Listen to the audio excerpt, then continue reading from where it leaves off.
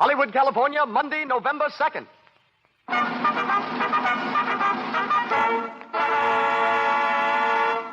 The Lux RadioTheatre presents Gary Cooper in The Virginian with Charles Bickford, Helen Mack, and John Howard.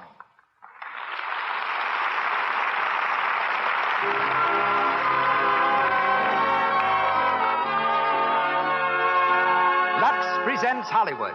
Our stars, Gary Cooper, Charles Bickford, Helen Mack, and John Howard. Our guests, Sidney Skolsky, noted Hollywood columnist, and Richard Klein, physical trainer of picture stars. Our producer, Cecil B. DeMille. Our conductor, Louis Silvers. We wish you could all be with us tonight in our theater on Hollywood Boulevard, not only to meet our stars, but also the many other screen celebrities whom I see just beyond the footlights, awaiting the curtain of another great show. But wherever this hour finds you, a hearty welcome from Lux.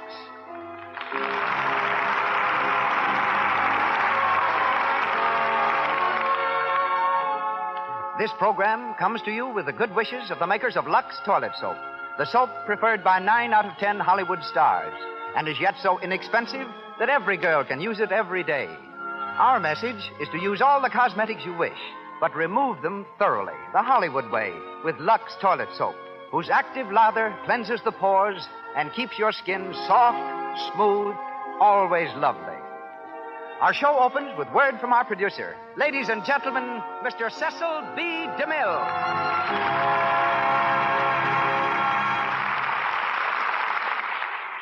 Greetings from Hollywood, ladies and gentlemen. Here in the hometown of movies, we're so used to stars who grit their teeth, clench their fists, and crash their way into the limelight, that a man as shy and human as Gary Cooper is a complete novelty. On a Hollywood soundstage, he's as refreshing as a breeze off the prairie. Last month, the Cheyenne Indians up in Lame Deer, Montana, tried to give him a name. They called Gary Comaced. He was mighty pleased to become a member of the tribe until he discovered that his new name means tall, handsome one. Gary was an unknown actor in westerns when he was called in by the Paramount Studios for a screen test. Entering the room, he faced an office filled with producers and executives. The long young man from Montana looked at the expressionless faces, swallowed hard, smiled feebly, and bolted for the door. But his personality clicked. They gave him an important role in Wings, and Gary's been soaring steadily upward ever since. I welcome him tonight as a fine actor, a sincere co-worker, a fearless man, and a close friend. Charles Bickford is also a most welcome addition to our cast. Charlie left the stage to work for me in Dynamite, my first talking film, and has appeared in 4 of my pictures since, including The Plainsman. Charlie's no mean antagonist as a villain. In fact, it took an African lion to put him in the hospital. He will be heard tonight in the role of Krampus. Our leading lady is Helen Mack, who has been on stage and screen since childhood, and is one of the most unspoiled young actresses in Hollywood. She is heard as Molly Wood. The role of Steve is played by John Howard, co-star of the film Valiant is the Word for Carrie. And now, up with the curtain, as the Lux RadioTheatre presents The Virginian, written by Owen Wister, starring Gary Cooper with Charles Bickford, Helen Mack, and John Howard.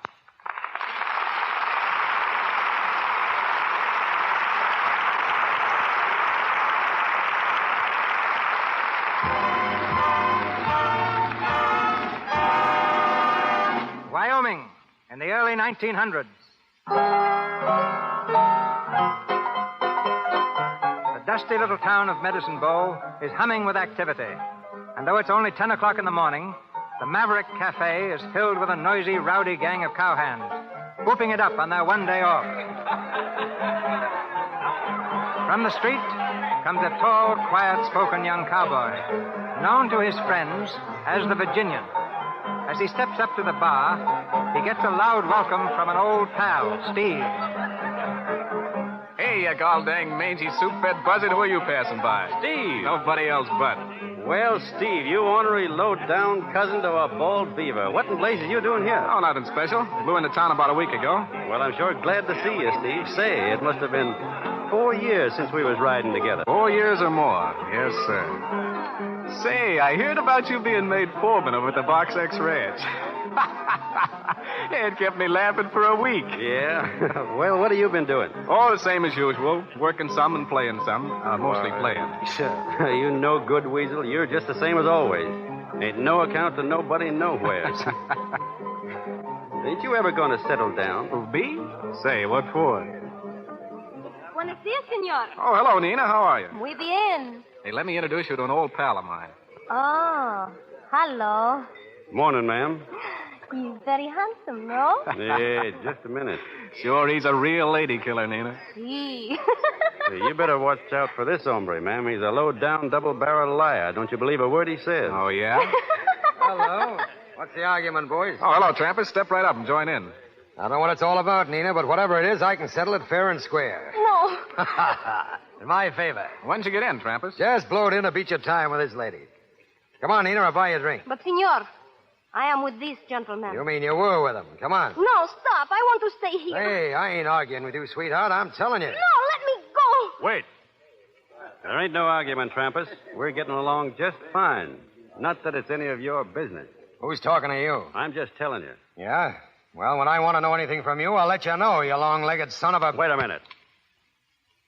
If you want to call me that, smile. You're getting mighty touchy, ain't you? About some things. You better be leaving, Trampus. Sure. Come on, boys. I'll trim the hide off you in a game of stud. Say, I wouldn't mix it done with Trampus if I was you. Trampus and me just don't mix at all. Hey, where's the Virginian? Somebody want me? Hey, Nebraska. Yeah. Oh, hello, boss. Say, the Wyoming special can't get through to the station on account of them cattle blocking the right of way. All right, I'll tend to him. Come along, Steve. Sure. I'll help you clean them up.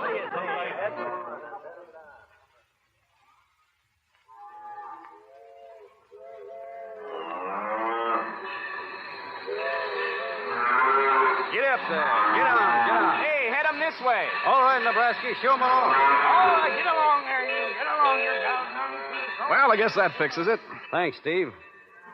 Well, look at who's here. Where? That girl over there. Just got off the train, I reckon. Hey, she sure is a fine-looking female.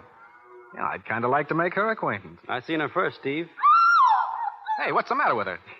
Yeah, she's backing up like a scared calf. Hey, look at her. She's scared of that milk cow down there. Hey, ma'am, that cow won't hurt you none. Wait, Steve. I'll go and rescue the fair lady. Rescue her? From what, a moo cow? Don't stop me now. Oh, get away. Get away, please. Oh, get away, I said. Ho, ho. Get out of here. Get out of here, you ornery devil. Go on. Go on, get out of here. Well, the critter's gone, ma'am. I reckon you're safe now. Oh, thank you so much. It's a mighty lucky thing I happened along. A wild steer is an awful ornery critter. Oh, it did frighten me, just for a moment. If that steer had seen you face to face, just like I'm doing now, ma'am, he couldn't have been so mean. Oh, thank you. I reckon you're the new waitress at the Lone Star Hotel. Oh, no, I'm a teacher. Oh, the new school, ma'am? That's right. I've come all the way from Vermont. Well, that sure is fine. Well, thank you again for rescuing me. Oh, that's all right. Any time at all. Mister. What's the matter, little girl? Did you see my bossy? Bossy? What? Why, no. She's my milking cow. I was leading her home and she ran away. And I can't find... Oh, there she is. Bossy, here, girl, here, bossy. Oh, so that's your wild steer, a milking cow. Well, you see, ma'am... Thank you so much, Mr. Cowboy. It was so brave of you to rescue me from Bossy. Well, look, ma'am, it was like this. Don't you think you'd better go and rescue that little girl? I'm sure she'd be quite impressed. But if you tried to make a fool of her, she'd probably slap your face. Good morning. Good morning, ma'am. I'm sure sorry it wasn't a real steer.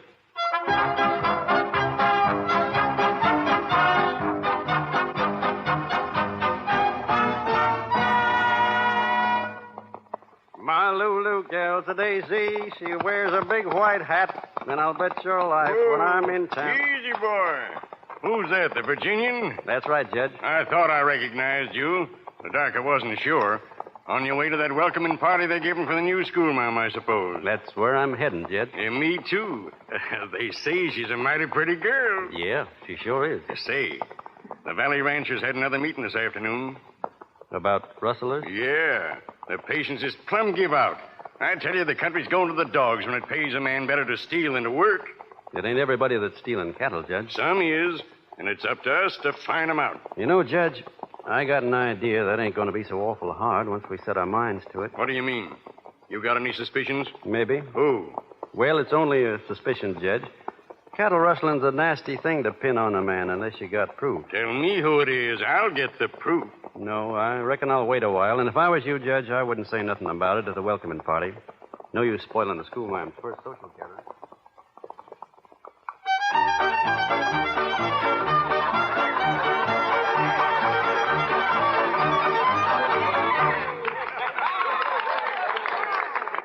Well, I guess this is where we wash up, Trampas. Yeah, Sure sounds like a good time in there. sure does. Say, Steve, Yeah? about what I was saying before, you ought to get smart. Cow punching ain't no way for a fellow like you to make a living. I know it, Trampas. A cowhand's dumber than a locoed steer. Freeze all winter and bake all summer. And for what? $30 a month in keep. Sure. But making money's easy if you know how. And if you're smart. Well, what's on your mind, Trampas? Nothing I want to talk about now. All right, when? See me tomorrow. I think you'll be interested. Hello, Steve. Oh, hello. Why, I thought you was going to wait for me tonight. Oh, you was late and Trampas dangled by, so I sort of come along with him. Well, you ain't very choosy about your company. Maybe you'll explain what you mean by that. Nothing, Trampas, nothing. But maybe I ought to compliment you, Trampas. You got so many calves this year. I reckon it keeps you all wore out branding them. You're liable to talk yourself into a heap of trouble, my friend. Since when was I your friend, Trampas? All right. That suits me.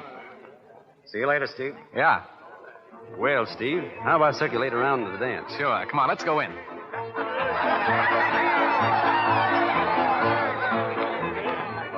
Hey, there's your new school mom over there.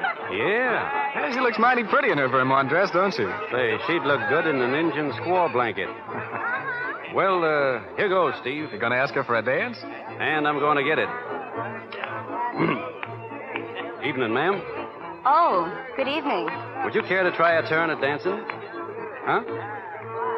I said, would you care Yes, to... I hear you. You're from Virginia, aren't you?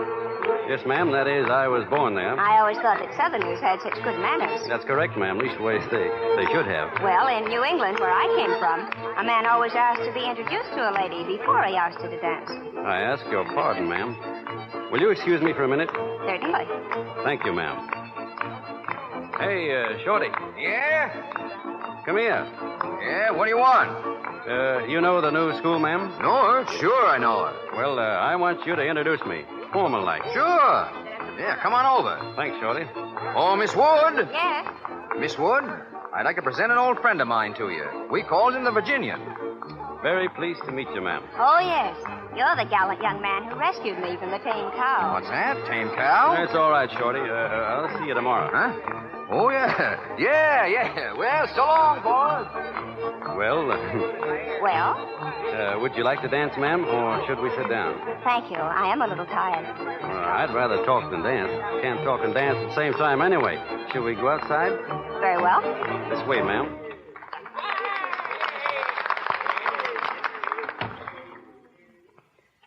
Nice and quiet out here. Yes, isn't it? Yeah, sure is. Miss Wood, there's something I'd like to say to you. Do you mind if I say something first? No, ma'am. I suppose you feel very proud of yourself for what you did the other day. Yes. No, ma'am. Well, you ought to be ashamed of yourself. No, ma'am. Yes, ma'am. Is that all you can say? Yes, ma'am. No, ma'am. Well, I don't think you're a bit funny. Yes, ma'am. Stop it. Well, that's better. Now we're going to get along fine. You said you had something to say to me. Well, I reckon you said it already. I was just going to apologize to you on account of acting up like I did about that cow. Oh, I see. Now that's all over, and we've been formally introduced and all. I'd like very much to go riding with you someday. Oh, would you? Yes, ma'am. You ain't afraid of me, are you? Oh, why should I be? No reason at all. I'm as gentle as a plow horse. And I'm powerful interested in education. Oh, then I do hope you come to some of my classes. I have several little boys just your age. I'd sure be proud. Only I don't reckon I could get away from work to go to school right now. Oh, but you could get off to go riding. Yes, ma'am. All right. Thank you, ma'am. I'll be calling for you up at the schoolhouse.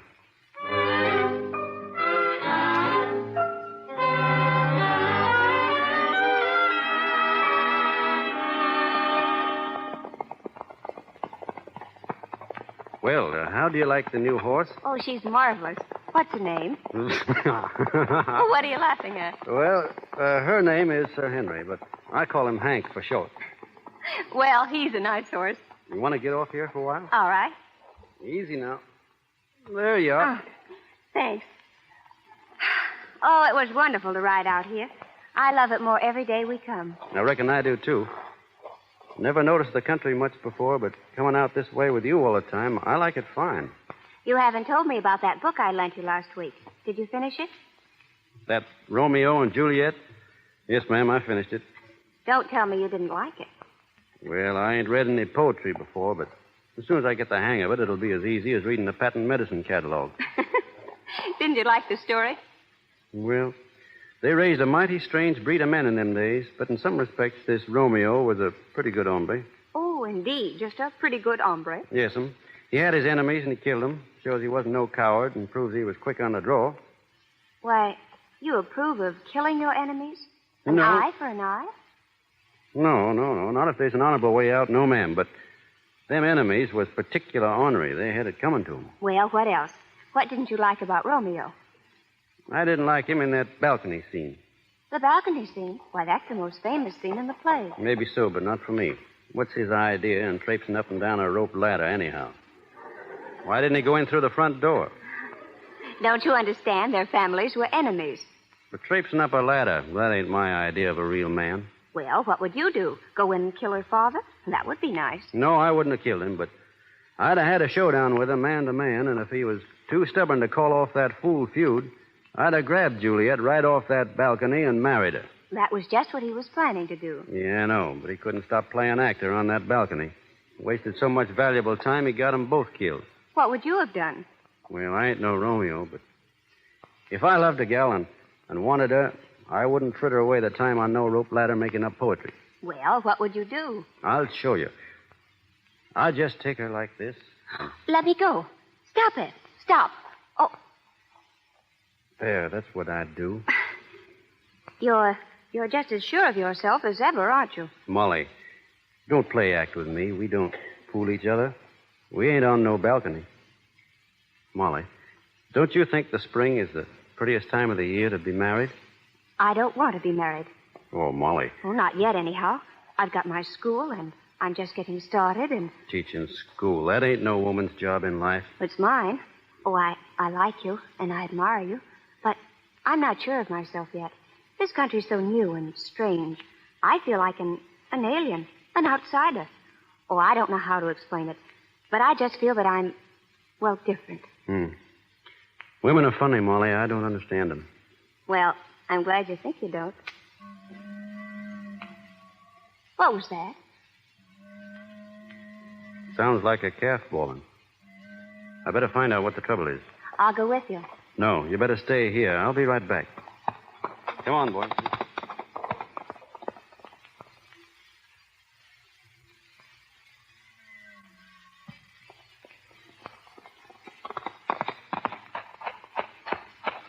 Hello, Steve.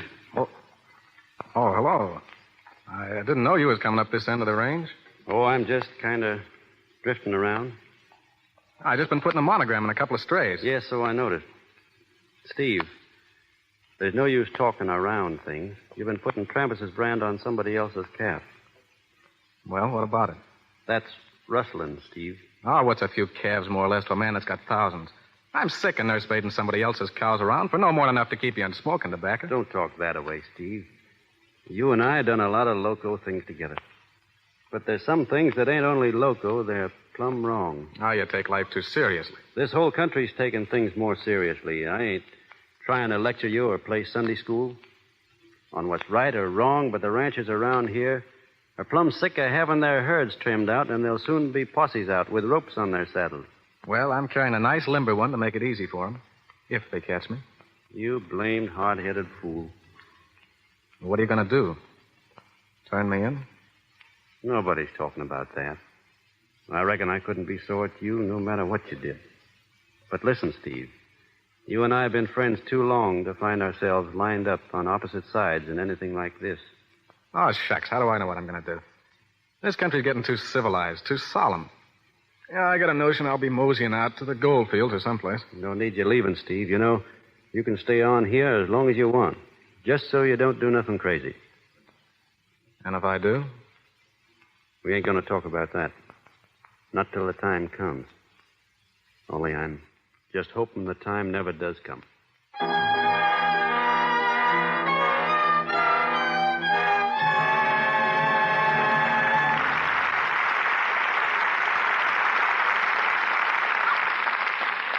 Gary Cooper will be back in just a few moments to continue the story of the Virginian. But now, let's go to the airport in Burbank, out beyond the huge Warner Brothers studio. And as the 5:30 plane takes off for New York, in the crowd are two girls. Let's listen. That must be a pretty important letter, all right, that we should drive way out from Hollywood just to send it off in the 5:30 plane. Is it important? It's an airmail special delivery to Bill Butler. Oh. Anyway, I think it's fun to see planes off.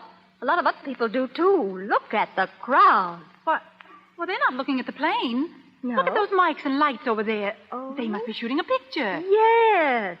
Isn't that Ann Southern? Yes, it is Ann Southern. Oh, doesn't she look like a million? Some snappy suit she's wearing. Some snappy complexion, too. I wish I had one like it. Ann Southern's complexion does look lovely. It will continue to look soft and smooth and clear because this youthful star protects it. She knows that enemy to good looks, cosmetic skin, comes when you're careless. Here's what this charming star says. Of course I use cosmetics, but I don't risk unattractive cosmetic skin.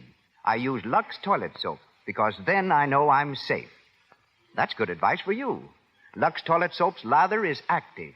It removes every trace of dust and dirt, stale rouge and powder that might remain to choke the pores. It's when the pores are choked that tiny blemishes, a dull, lifeless look, enlarged pores tell you you're getting cosmetic skin. Remember, put Lux toilet soap on your shopping list. Buy for your complexion the same care 9 out of 10 screen stars use. Once again, Mr. DeMille. We continue with The Virginian, starring Gary Cooper, with Charles Bickford as Trampus, Helen Mack as Molly Wood, and John Howard as Steve.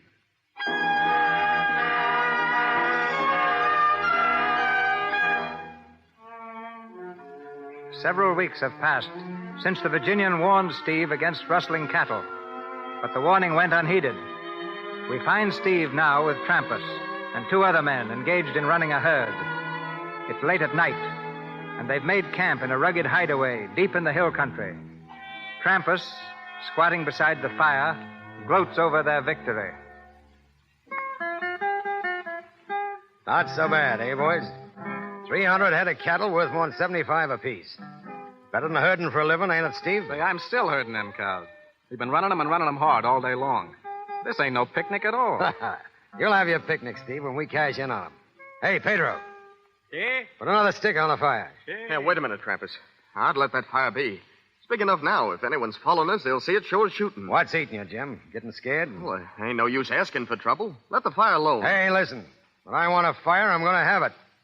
If there's anybody following us, there's 40 miles back, cooling their heels. Yeah, hunting for cow tracks underwater. Well, I'm going to dangle down the ravine, see how Greasy's getting along. Night herding them critters. Right back, Steve. All right. Listen, what's that? Ain't you never heard cattle before, Jim? It sounded like they was being disturbed or something. Calm down, boy. You're all on edge. Sure, everything is all right. Yeah? Maybe. But I'll be glad when we get rid of them cows, I'll tell you that. What if they do catch us? You can only die once. Yeah, what's life anyway? A few winters waiting for spring, a few summers wishing they'd last, and then your little 6x3, 6 feet under the ground, that's all. Might as well be now as later. Well, that ain't the way I feel about it. I ain't itching to die just yet. Ah, come on, let's think of something cheerful. Sure, we sing something to cheer you up. Now, boy, Pedro, make it low and sweet. Quando sale de la baña, valga mi Dios.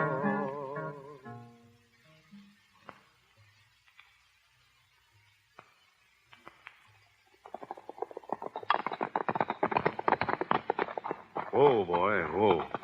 What's up, boss? Look down there at that fire. It's them. It's the rustlers. Easy now.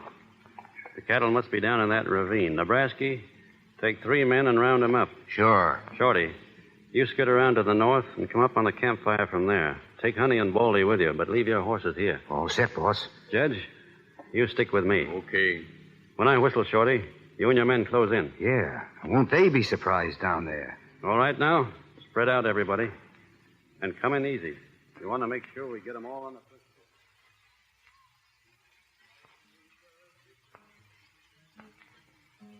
floor. Ayúdame, amor, ay, que verte conmigo, Chanita, a donde vivo yo. Atta boy, Pedro. I always liked that song. What was that? I told you they'd catch up with us. I told you they would. Get their guns, boys. Yeah, we got 'em, boss. All right, now stay right where you are. ¿Cómo estamos? Where are you calling cards, boys? Thanks for the ditty, Pedro. It was real entertaining. Hello, Steve. Hello. I was afraid I'd find you here. Yeah? I warned you, Steve. Sure, it's all right. Well, where's Trampas? Trampas? Oh, he ain't here. Me and Pedro and Jim were hunting by ourselves this trip. With 5 cups over there on the rock, you must have been drinking with a cup in each hand. Hey, boss. Oh, here. Hey, we got the cattle all right, but whoever was tonight herding them ducked. We'll get them later. What do we do now, boss? I say string 'em up. That goes for me, too. Now, wait a minute. You got anything to say, Steve? Well, I guess not. You're sure of that? Yeah? All right, boys. You know what to do. Sure we do. Let's have your rope, Shorty. Now, there's a good tree right over there. No, I don't want to die. I don't want to die, Sam. But I tell you, I don't want to die. Shut up, Jim.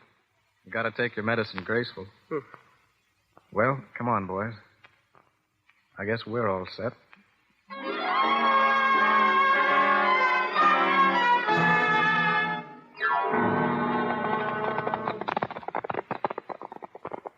Ain't you riding in with us, boss?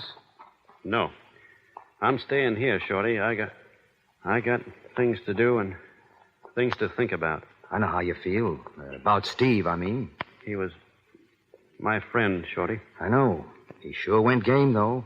Not a whimper out of him. He never even looked at me. Not once. He never said a word. I reckon he wanted to, boss. You see, when he was getting things ready, Steve gave me his gun. He said to give it to you, boss. To me? Yeah. There's a note that goes with it. He wrote it while he was waiting. Give it to me. Here it is. I can't see so good. Would you read it to me, Shorty? Sure. It says, "So long. I couldn't have spoke to you without playing the baby. Steve." Steve. Well, will you be riding in now, boss? No, you go along. I'm heading over to Lost Valley. What? I got things to do. I got a hunch that Trampas went that way. I'm going after him.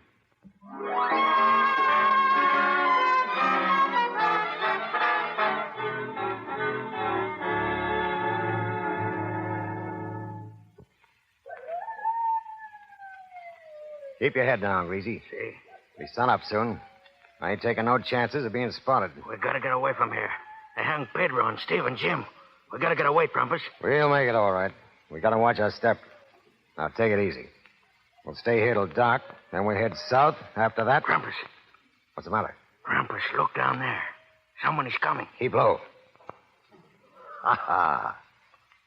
Well, if it ain't the Virginian. See, the Virginian. He's alone. Yeah. Hand me that rifle. Here. Out all by himself, eh? Looking for me. Well, he's looking for the last time. You hit him. He's down. Come on, Greasy. I reckon we can start moving now.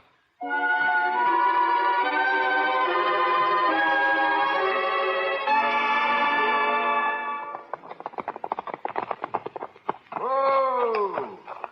Hello, Nebraska. How's the Virginian? Well, he's still unconscious, but the doc says he's out of danger. Did you bring the medicine? Yeah, here it is. Say, you know the Virginian ought to be in a hospital. A schoolmarm's house ain't no place for him.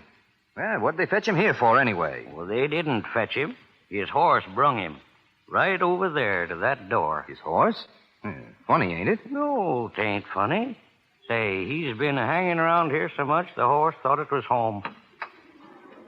Shorty, did you bring the medicine? I got it right here, ma'am. Oh, thank you. No, you ought to get some shut-eye, ma'am. You look all wore out. Oh, I'm all right. I'm not a bit tired. Anyway, there's too much to do. You're sure taking good care of him, ma'am. As long as he gets well, that's all that counts. Yes, ma'am. Oh, Nebraska, I meant to ask you. Have you seen Steve around? Steve? Why, ma'am, Steve... No, ma'am. We ain't seen Steve lately. You see, he don't work for the Box H no more. Oh, I thought it was funny he hadn't come around. Well, if you see him, tell him his gun is here. The Virginian had it with him that night. Yes, ma'am. Yes, I sure will tell him. That is, if I runs across him. Thank you. Excuse me, boys. Say, don't she know Steve was... Shh. I meant to warn you about that. She don't know a thing. Thought it might be better if we didn't say nothing. Yeah, sure. Yeah, she ain't used to things like that yet. She knew Steve pretty well. She'd be pretty upset if she knew the Virginian had a hand in on it.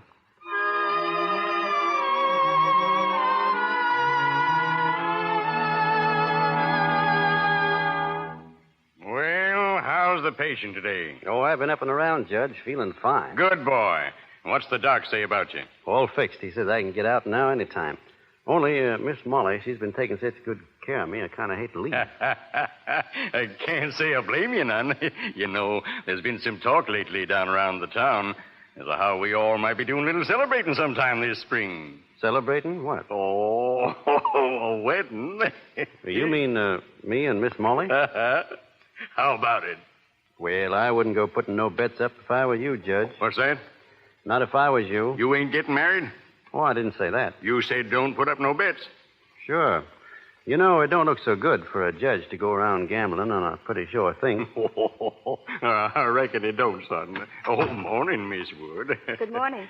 Just talking about you. Will you? Yeah, just this minute. Judge Henry, I wonder if you'd mind leaving us for a while. Why, no, ma'am. Certainly not.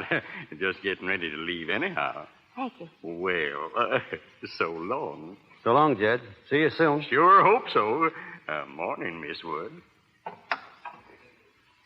Well, Molly. Why didn't you tell me? What's that? Why didn't you tell me? You knew I'd find out sooner or later.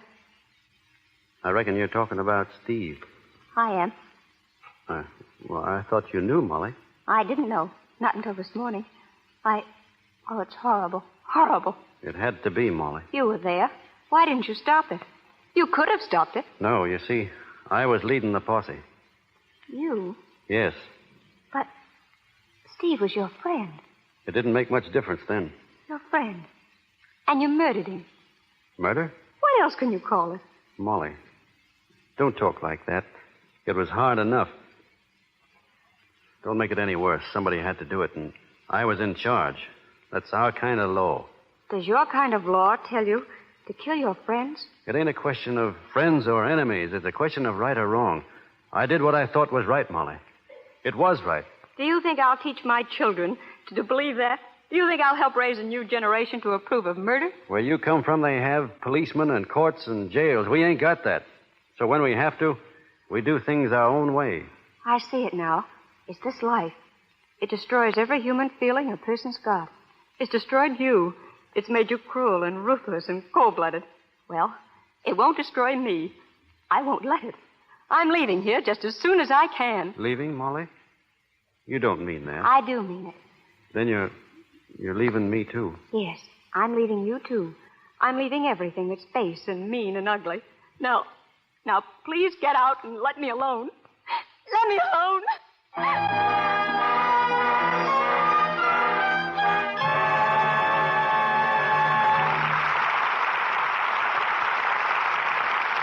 We pause for station identification.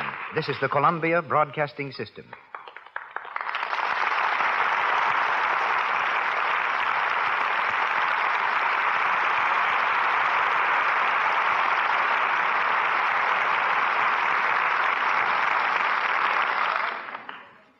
It's the pride of California that it produces bigger things than any state in the Union. Hence, it was with consternation that California learned some 30 years ago that a baby had been born in Maine, weighing 16.5 pounds. His precocious muscles rivaled those of the mythical stonecrusher, Paul Bunyan. There's a legend back in Maine that when his mother took the heavyweight infant for his first ride in a perambulator, the baby leaped from the carriage and, bowing gracefully, said, "Come on, Ma, you get in and let me push." That may be a tall story, but I can vouch for the fact that he was a United States Marine when only 14 years old, and 3 years later was a strong man in vaudeville. Today, California at last claims him, not only as physical director of Paramount Studios and a radio physical trainer, but as a singer and little theater actor as well. Ladies and gentlemen, Richard Klein.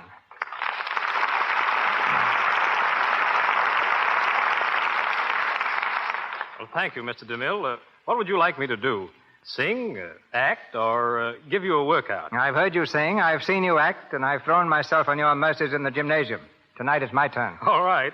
I hope I can take it as well as you. Dick, Gary Cooper tells me that you're responsible for that educated fist he swings in The Plainsman. Gary's really one of the best boxers in Hollywood, along with George Raft, Sir Guy Standing, Jack Oakey, and, strangely enough, Ida Lupino. But I'm proudest of Gary. He's a real example of what regular exercise can do. Now, many people still believe that the life of a picture star is a round of parties, anything but a round of boxing. One of the reasons I asked you here is to correct that impression. Well, outside of farmers, none live a more regular, healthy life than film stars. It's a matter of necessity. If they didn't, they'd never be able to stand the strain. A well-balanced diet, plenty of sleep, and the proper exercises are absolutely necessary so they may give their best. You might be a little more explicit. Well, their taste in exercise varies. Carole Lombard and Claudette Colbert prefer tennis. Cary Grant and Randolph Scott go in for punching the bag. Bing Crosby and, incidentally, Mr. DeMille like the rowing machine. Gladys Swarthout and Adolphe Menjo do lots of riding. And Marlene Dietrich and Mae West keep their famous figures by pedaling a stationary bicycle. I've been doing my darndest to get W.C. Fields inside of the gym, but he insists he gets all the exercise he needs juggling a half-dozen grapefruit every morning. My gymnasium, by the way, is one of the most historic buildings in Hollywood. It started out as a barn. Then in 1914, Mr. DeMille turned it into a studio. It was there that he made the first feature-length picture, The Squaw Man. Keeping fit has become so important in Hollywood that in the near future, every new player at Paramount will undergo a complete physical examination when signed. All of our executives will also be expected to report regularly. Take a tip from these famous people, ladies and gentlemen, and find time to exercise. I guarantee you'll be amazed at how much more work you'll be able to accomplish, how much better you'll feel. Do your exercising where you can step into a shower immediately after. And if you want to get the ultimate good from both exercise and shower, my advice is to use Lux toilet soap. I believe in physical culture of the skin as well as the rest of the body. It's part of my business to know what's best for a healthy skin. Lux never leaves the skin dry, as many soaps do. It has a pleasant aroma, and its cleansing qualities are distinctly superior. You can be pretty certain that when the stars go for something the way they do for Lux soap, it must be good. And thank you, Mr. DeMille, and so long. Good night, Prodigy.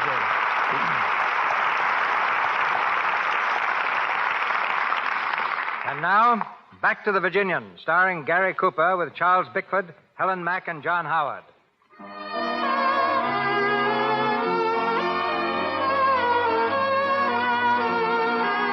It's several days later. In the corral at the Box H Ranch, we find the Virginian saddling his horse. Strolling up to the gate comes Molly Wood. She stands for a moment watching him, then speaks timidly. Good morning. Molly. Good morning, ma'am. May I come in? It'll be a pleasure to have you, ma'am. Oh, thank you. You see, I didn't leave after all. Yes, ma'am. I changed my mind. I'm going to stay. Are you? Well, aren't you glad? That all depends. You see, folks has to be made for this country. It's rough, and it's wild, and it takes a strong stomach to stand for some of the things that go on out here. If you can't stand it, it's best not to stay at all. You think I'm a weakling, don't you? No, ma'am. I just don't think you understand our side of it. Perhaps not. but I've decided to try. I've been doing a lot of thinking since the other day. I've looked around me at people like Judge Henry and Shorty and Nebraska and their wives. People like that can't all be wrong. They're kind and good. Yes, ma'am, they are. But they don't ever let themselves forget the reason they're here. They're building a new country, ma'am. It's a big job. I know, and that's why I'm staying. I want to help. We sure need it, ma'am. Any help at all, and yours will be right welcome. Thank you. And now will you forgive me for what I said to you? Forgive you? Well, that's easy. And will everything be just as it was between you and me? That's up to you, Molly. I want it to be. I've been wanting it, too. Oh, darling.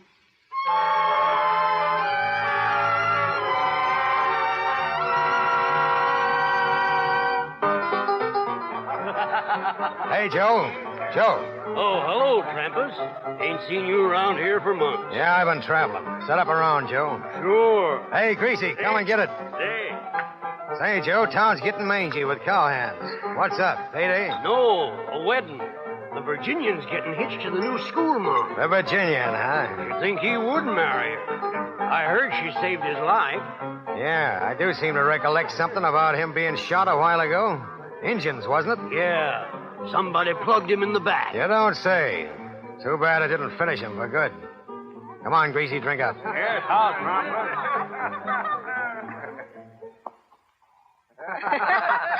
Oh, boys. Hey, when's the wedding, Miss Molly? Yeah, when's the big event? Speak up, boss. It ain't going to be till tomorrow, so you can stop pestering right now, you bunch of mangy mavericks. Say, Miss Molly, do you mind if we borrow him for a spell? Well, can I trust you? Oh, we'll all be very good. Pretty good. Not too good. Which is the honest man? Not one of them. Well, all right. I'll trust all of you. You can borrow him, but not for too long. Oh, that's fine. Go on ahead, boys. I'll meet you in a couple of minutes. Yeah, see you over at Joe's place, boys. Right, boys. You don't mind me going with him, do you, honey? Well, of course not. The boys have their rights to you just as much as I have. I won't be long, anyhow.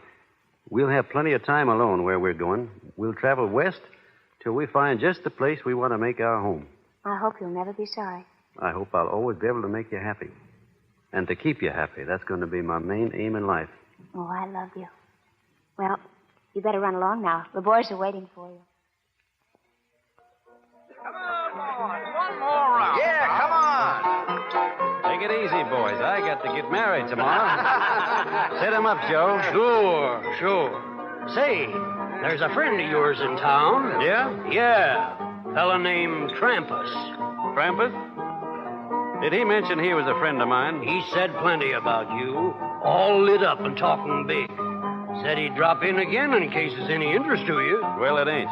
I think he's looking for trouble myself. Wouldn't it be just too bad if he found it? Say, boss, we'll take this thing off your hands if you want. Yes, and save you the trouble. Just say the word. Any or all of us. No, thanks, boys. This is a matter between us two. I'm only hoping he don't drift around. Yeah, but a fella don't get married every day. That's just it. You've got to think of her. Who else am I thinking of? Come on, boys. Step right up and name it. There he is, boss. Coming in the door. Well, look who's here. Joe, your place getting sort of crummy, ain't it? Never used to letting mangy foreman hang around. Shut up, Trampus. Easy, Shorty. It's all right. Set him up, Joe. Sure. You know, Gracie, it seems to me I heard of a fella around here who got shot in the back. Well, so far as I know, the only way that can happen to a fella is when he's running away. She running away. Let me handle this, will you, boss? No. I don't want no trouble, Nebraska. I'm sick of this palavering around. Listen here, you. You speaking to me, Trampus? Yes, you.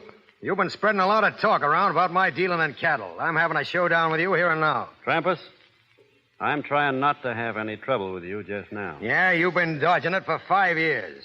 You've been talking plenty trouble to keep out of my way. But I got you corralled now, and I'm calling you hand. All right, what have you got? I've got the belief you're a lying, white-livered skunk. This country ain't big enough to hold the two of us. And I'm giving you till sundown to get out of town.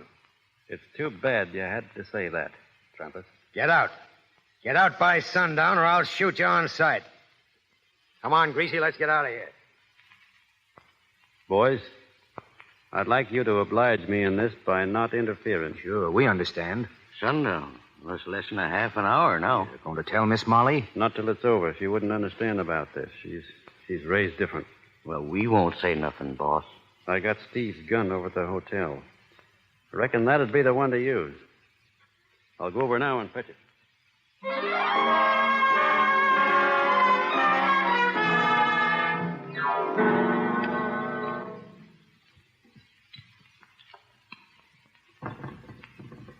Come in. Oh, here you are. Sure, Molly. Oh, is things so terrible waiting for you? You heard about Trampas being in town? Everyone's talking about it. They say you've got to leave by sundown. I wanted to run out and find you, but I didn't. I waited quietly in my room. I'm sorry you had to be worried, Molly. What doesn't matter? Nothing matters except that you're here. Let's don't think about it. What shall we do now? Now? Nothing now. It ain't quite sundown yet. What? I know it's a heap worse for you. I wish you didn't have to wait alone. But it won't be for long. Why, what do you mean? I did my best. I let him say things to me no man ever said before. If I hadn't been thinking hard of you, I reckon I'd have killed him then. I gave him a chance to quit, but he'd gone too far. It'll have to go on now. What are you going to do? I'm not going to let him shoot me. But we can go away. It's not too late. You can go away and leave him here. I've got to stay. Oh, no, there must be something else. There must be. Why, think what it means, killing in cold blood. You don't think I want to do this? Oh, I tried to forgive the other killing, those cattle thieves and Steve. I forced myself to think of it as you did, law and order. But this isn't the same. You don't have to do this. If folks came to think me a coward, I couldn't look 'em in the eye ever again, or you either. Well, that's just pride. I don't know what you call it, but it's something in the feelings of a man deep down inside. Something a man can't go back on. If anybody happened to say I was a thief, I couldn't let 'em go on saying it. It wouldn't matter what other people thought. But I'd have to know inside of me that I thought enough of my own honesty to fight for it. Then it's to be like this always. When will it ever end? There'll always be killing to do until this country ain't a meeting place for men like Trampas. Then think of us. Our life together. That's what I am thinking of. Your life has always been your own. I But can't- now it isn't. You've given it to me. Don't take it away. I can't think of that now. If you do this, there'll be no tomorrow for you and me. I'm sorry, Molly. It's got to be done. Oh, no, don't go. Come back. Please come back. You can't leave me like this. You can't leave me.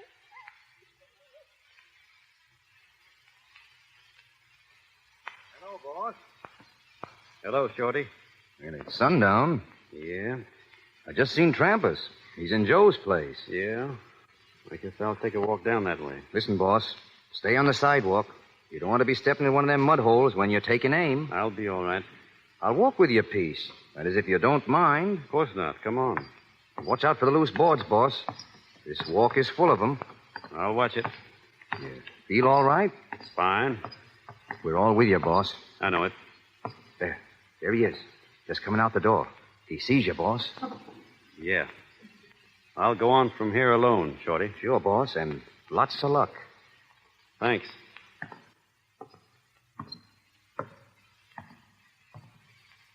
It's sundown, Virginian. I know it, Trampas. I warned you. Well, I'm waiting. You won't have long. Bossy, all right? You never touched me, Shorty. Oh, you got him, boss. He's deader than a cold mackerel. Yeah, I reckon he is. Where is he? Where is he? Oh, let me through. Please let me It's through. Miss Molly. Molly. Oh, you're safe. Oh, thank God it wasn't you. Thank God. It's all right, Molly. No need to cry. Don't ever leave me. Ever again. But what you said before about there not being any tomorrow, don't that count? Nothing counts except that I love you. Promise me you'll never leave me. Promise. Sure, I promise. But I still don't understand women, Molly.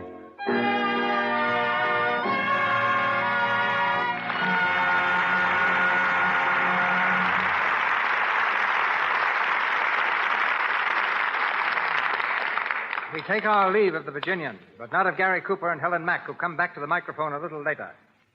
Activities of the motion picture world draw more newspaper men to Hollywood than national affairs draw to Washington. Outstanding among them is Sidney Skolsky, whose column Hollywood appears daily in the New York News and in many other papers here and abroad. Formerly author of the column Tintype in the New York Sun and Behind the News in the Daily News, Sid has also been press agent for such dispensers of beauty as Sam Harris, Earl Carroll, and George White.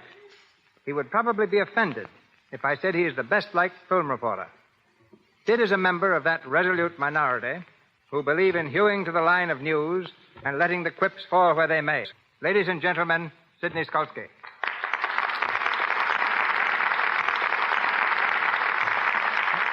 When you call me that, partner, smile. Well, how are you, Skolsky? I've got myself exactly where you want me. You'll never get there, Skolsky. I mean, I'm as nervous here as I make you when I visit your movie set. Well, you look like one of my pictures. 4 frightened people. All 4 of them. I sound like a straight man, and when a columnist goes straight, that's something. That'll be enough, Skolsky. Get on with your Hollywood wash. Pretty subtle. Nobody'd ever think you were talking about Lux. Can you do better?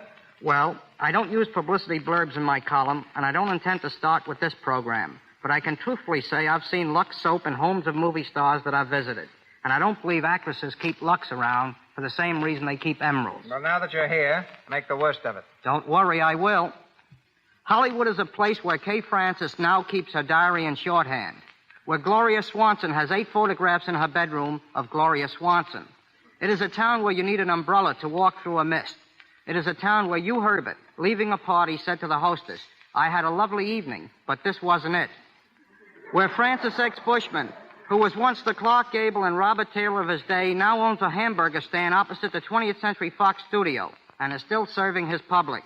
But don't get me wrong, I love Hollywood. Hollywood is a place where Victor McLaughlin, playing a scene for his picture, The Magnificent Brute, was told to run up a flight of stairs and then fall when the villain fired the first shot from his gun. McLaughlin failed to do this, and when asked why by the director, Victor answered, "I'm McLaughlin. It takes more than one shot to get me."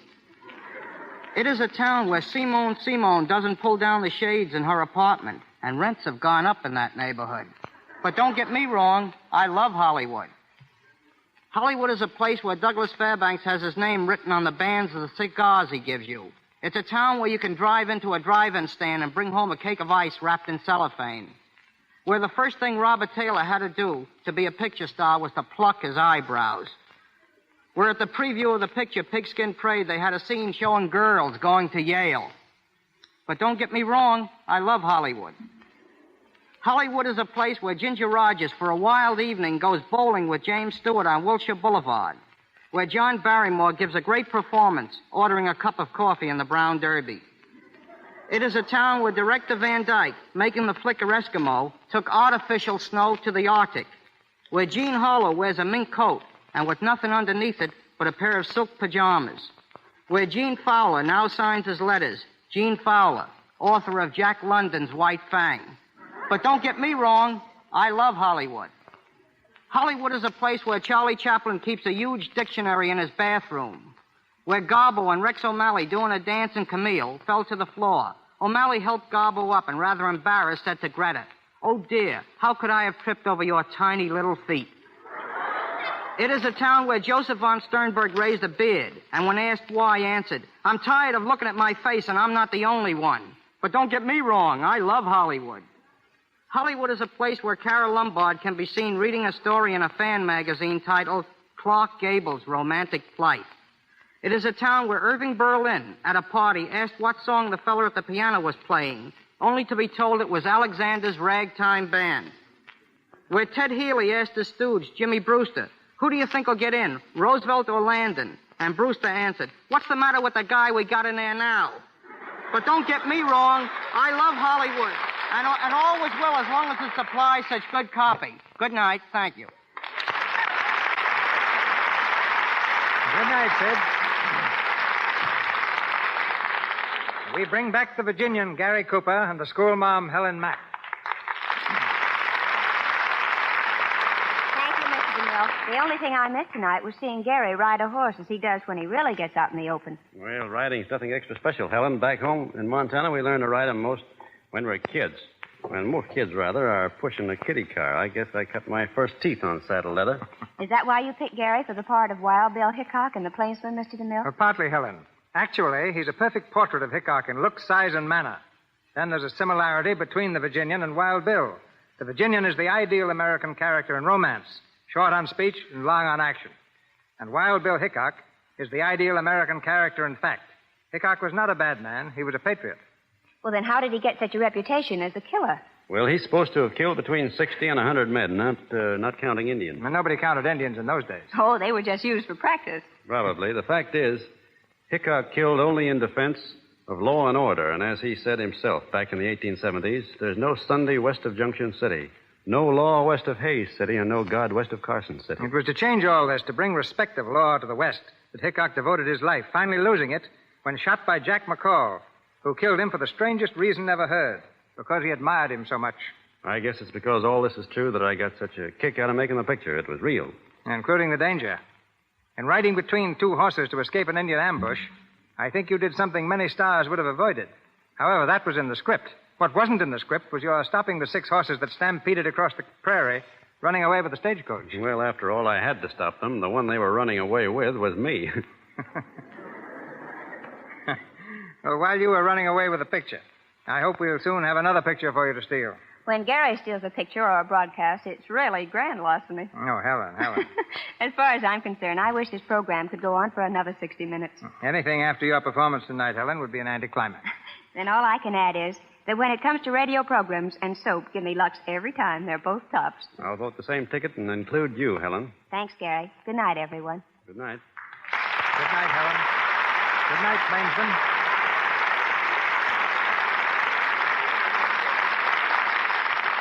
Of the thousands of stories that relate the adventures of a modern Robin Hood, none has won such enduring popularity as Alias Jimmy Valentine, which comes to us next Monday night with Pat O'Brien in the title role. With Pat are 3 other Hollywood stars, Madge Evans, Alan Jenkins, and William Frawley.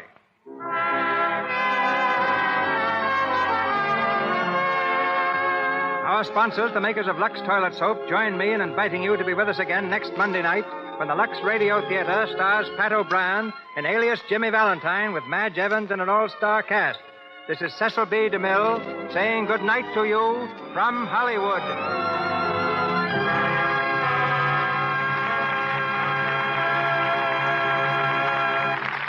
Your announcer has been Melville Ruick. This is the Columbia Broadcasting System.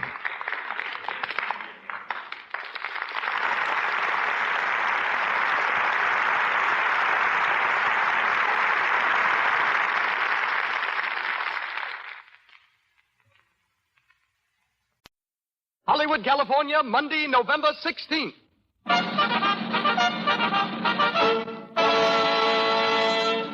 The Lux Radio Theatre presents Lily Pons and Adolphe Menjo in Conversation Piece with Marjorie Gateson and George Saunders.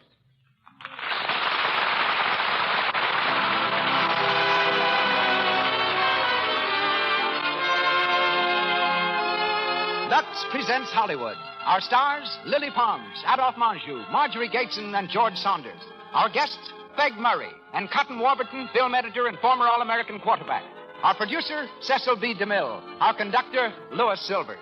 On behalf of our stars, our guests, and sponsors, welcome to another hour in the Lux Radio Theatre.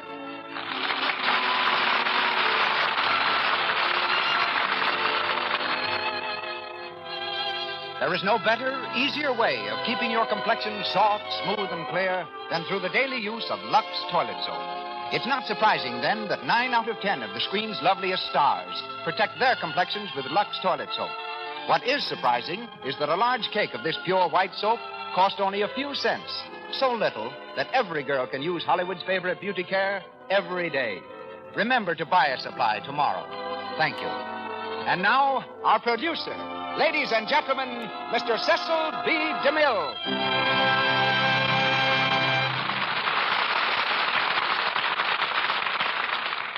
Greetings from Hollywood, ladies and gentlemen. Of all the precepts in the Bible, I have found none more pleasant to observe than love thy neighbor. It's not as much to my credit, however, as it is to theirs. For the neighbors in my case happen to be those charming people, Lily Pons and Mr. and Mrs. Adolphe Menjo.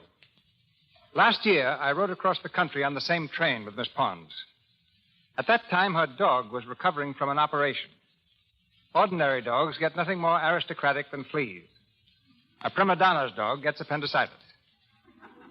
As we stopped at each station, the daintiest singer of them all would favor me with a dazzling smile. The result was that I lifted her dog on and off the train all the way from New York to Hollywood. Presenting Adolphe Menjo as Duke Paul is particularly appropriate. For when I first met him, he was known as the Duke. Because, though he may have owed for board and lodging, his first day's pay from each production went as a down payment on another suit of clothes. A Menjo performance today is as brilliant as a Menjo sport jacket, and that's saying something. Tonight, Lady Julia is Marjorie Gateson, and Lord Shear will be enacted by George Saunders. Miss Pons is heard as Melanie, a cafe singer and acrobat. And now, Noel Coward's conversation piece, starring Lily Pons and Adolphe Menjo.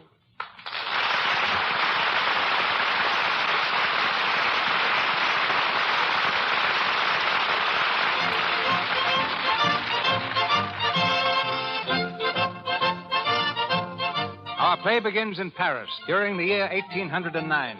We're in a small, shabby cafe called Le Petit Girondin. The hour is late, but the cafe is filled with a drinking, boisterous crowd.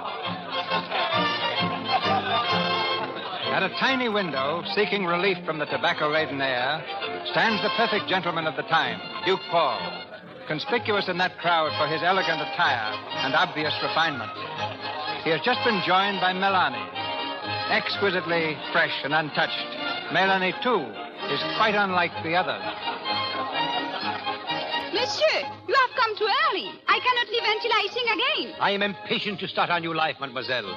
Do you have to juggle your wine barrels, too? No more tricks. Just one song and I will be finished here for the night. Finished here for good, Melanie. Yes, for good. But you seem gloomy about it. No, but I'm in a daze. I'm so afraid I am dreaming. It is really true, all this? Or will I just wake up? Oh, it's quite true. One more turn and you are done with cabarets, finished with tricks, wine barrels, and squalor. But anyone would be in a daze with all this smoke in here. The window is open. Shall we live out together? Then we can breathe and see the stars. Well, let's breathe by all means. Oh, bright it is tonight. You have enough room? Well, it's a tight squeeze. Yes, but cozy. Come now, back to business. You realize that when you sing your last note tonight, Melanie of the cabarets will be no more. Yes. And you will leave here with me as Melanie de Tramont. Who has never been in a cabaret in her life. Exactly. Who was a sweet, fair-haired little girl in an old grey chateau with a walled garden. Yes, excellent, mademoiselle. And whose parents died in the Revolution when she was very young. I will remember, monsieur. You will live for the time being with that nice old lady we called upon. She believes that you are my guardian? Yes. And that I am the doctor of your dear old friend, the Marquis de Tramont? Yes, she suspects nothing. I'm so glad. It is very flattering to be taken for a Marquis' daughter. You must see that you learn to act like one. You must be very careful of your speech, your manners, your whole attitude. I will teach you, and I promise to be as patient as I can. I'm sorry to be so much trouble. It is a question of business, not trouble. As you are now, almost any man would admire you extravagantly. But no rich man would believe that you were the daughter of a marquis and marry you. And if no rich man married you, you could never pay me a rich commission. Why are you laughing? Because here we are, stargazing, while you dictate a new life for us, and only a week ago we had never seen each other. We are not stargazing. We are talking business. Now, but still, the night is all blue, and here I am, a singing acrobat, unknown and penniless, squeezed in a dusty window with you, a great duke. Equally penniless and middle-aged? Oh, no, not middle-aged. Well, getting on, then. A little bit, so nice to me. Look here, mademoiselle, you are talking nonsense. I'm sorry. You are not in the least sorry. Oh, monsieur. If you were, your eyes wouldn't shine like bonfires. My eyes? Put them out. Yes, monsieur. That's better. And no more sentiment, please. Our new life is a sensible business partnership, strictly. Yes, I know. That is agreed. Even a great duke must eat. And the revolutionaries left me nothing but those few pictures I told you about, which they somehow overlooked. So you are my only possible business asset. You always come back to business. But naturally. We will live on in Paris, as I say, on the little I have saved. I will be very frugal. Then, when we are ready, perhaps something will turn up. Enough money to take us to England and a rich and doting husband for you. I see. England is where we will catch him. Melanie, come here. I'm sorry. They are calling me. I have to squeeze back now and sing. All right. Your last song, mademoiselle. I choose it carefully. A fitting swan song? No, not a swan song. It is a promise. Listen to it, please. Because it is about someone rather like me who promise that she will not betray you and destroy your plans, but will follow her secret heart, no matter what prices pay, until she finds love.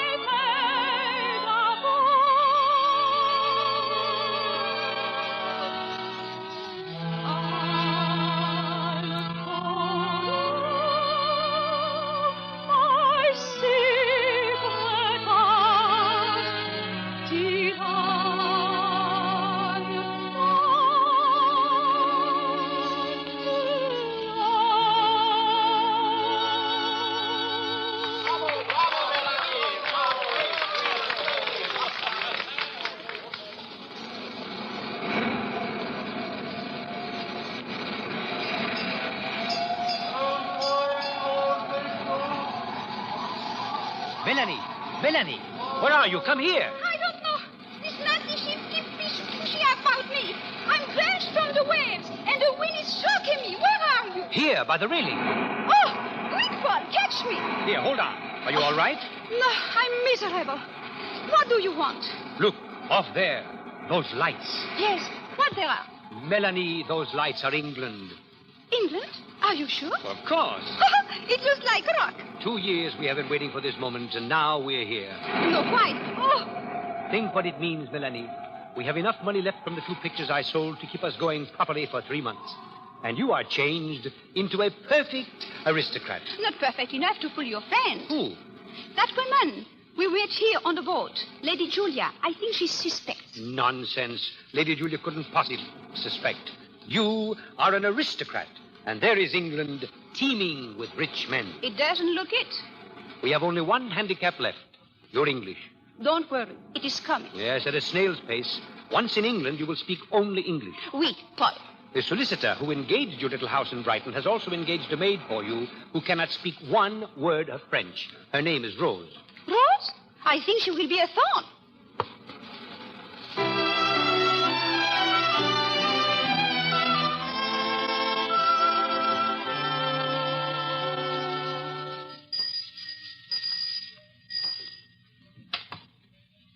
Good morning, Monsieur le Duc. Good morning, Rose. You're bright and early, sir. I told you I would be today to go over Mademoiselle's bills for the month. I have them all ready for you on Mademoiselle's desk. Thank you. And how is Mademoiselle's English this morning? I don't know, sir, but my French is improving by leaps and bounds. I see. There seems to be a lot of veal on this butcher's bills. I keep telling Mademoiselle that it's unreliable. It's not its integrity I question, but its cost. What is this bill here? Oh, that, humbug, sir. Huh? They're sort of big bullseyes. Bullseyes? Ooh, not real ones, sir. They're sweet, candy. You tuck one in your cheek and it keeps you going for hours. Mademoiselle's very partial to them. Good morning, Melanie. Oh, mon Dieu, personne ne m'a dit. English, Melanie, English. Oh, I did not know you were here. At the door now, Rose. Thank you, sir. Melanie, what on earth's that lump on your cheek? Humbug. They are delicious. Paul, Are you mad again? You have been speaking French to Rose and eating too much veal. Please, I'm sorry. Veal is unreliable and expensive. You are eating too many sweets, and unless you learn English quickly, we shall have to go away, just as we came, without money, without position, without anything. Please, do not be angry with me this morning. It is my birthday. Again? Well, I feel like my birthday. How can I make you realize that life is serious? Look at these bills. We've been in Brighton a month. Yes. And nothing has happened at all. Alors, what will you have me do? Have no food? Have no clothes? Go out into the street in rags and say, marry me to every man I see, or comme vous êtes fâcheux ce matin. English? Zut. You must. Listen, I will be sensible, even in English. I will try to be sensible, but you must not ask me to be serious. This adventure must be gay and funny. That's because today you feel particularly happy without reason, just as yesterday you felt miserable without reason. You are a creature entirely without balance. I was an acrobat once. Kindly remember that you spent your lisping, carefree childhood in the walled garden of an old gray chateau feeding swans. What is lisping? Never mind. You have never even seen an acrobat, let alone been one. Now then, business, Melanie. What did Lord Shear say to you last night? Not very much, but he was very ardent. He's coming here this morning. This morning? I wrote him a little note from you. I will receive him, and when I have talked to him for a little, he will propose marriage. When he does, you will accept him. When may I love somebody, please? Love has nothing to do with our agreement. I see. What's the matter? It doesn't feel like my birthday anymore. Please, Melanie, no sentiment. And what if I fell in love?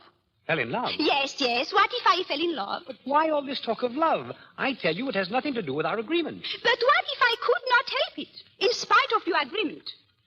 Then we could have to go away and start all over again. Now, please stop talking nonsense. It is not nonsense. You are so sure that everything in life can be arranged just so, like arithmetic. But why not? Emotion is so very untidy. That is how you feel. Exactly.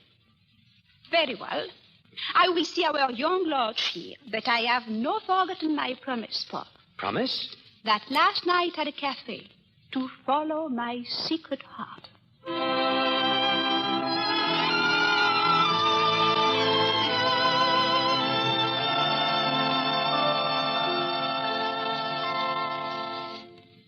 Good morning, mademoiselle. Good morning, Lord Cheer. I've just been having a talk with your guardian. Oh, yes? He said I might see you. Oh, it is very nice day. It is not. Very nice. So pretty. Everything here in England is so fresh and clean. Look out there, out of the window, that little boat. How do you say? Sailboat? Yes, that's a sailing boat. So graceful in the sunshine, like a white butterfly. Yes. Melanie, I had no idea you had a guardian? Yes. He said that he understands I want to marry you. Did he? Melanie, I didn't know. When I spoke to you last night, I wasn't sure of what I wanted. I'm not sure now, but don't you... But you speak too quickly. Please do not speak so quickly. Why do you stare at me? Who are you, really? I am Mélanie de Tramont, the daughter of the Marquis de Tramont. My father was killed in the Revolution. My mother also, and my little brother Armand. And your 4 other brothers and 4 sisters. I know all that. Your guardian told me. Oh. A large family. Very large. You love them? Yes, they are very nice. And your guardian, you love him? Yes. I see. The father.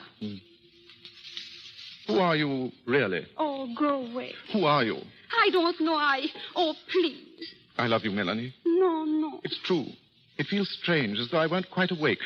And yet at the same time, more awake than I've ever been before. You see, I'm not very old, not very experienced yet, and... Well, it's the first time. Oh, this is very uneasy. Why? Didn't you expect it? No, like this. You wanted me to love you, didn't you? Both you and your guardian? No, You see, I'm not quite so young as all that, not quite a fool. My eyes are wide open. Well, there's a lot I don't understand. A trick, some sort of trick. I feel it with all my instincts, but I don't care. I feel more than that. I feel that you're very lovely and very sweet, and that's enough. Will you please be my wife? Leave me, I beg of you. Don't hide your face in your hands. Look at me. No. Melanie. Go away, please, go away. In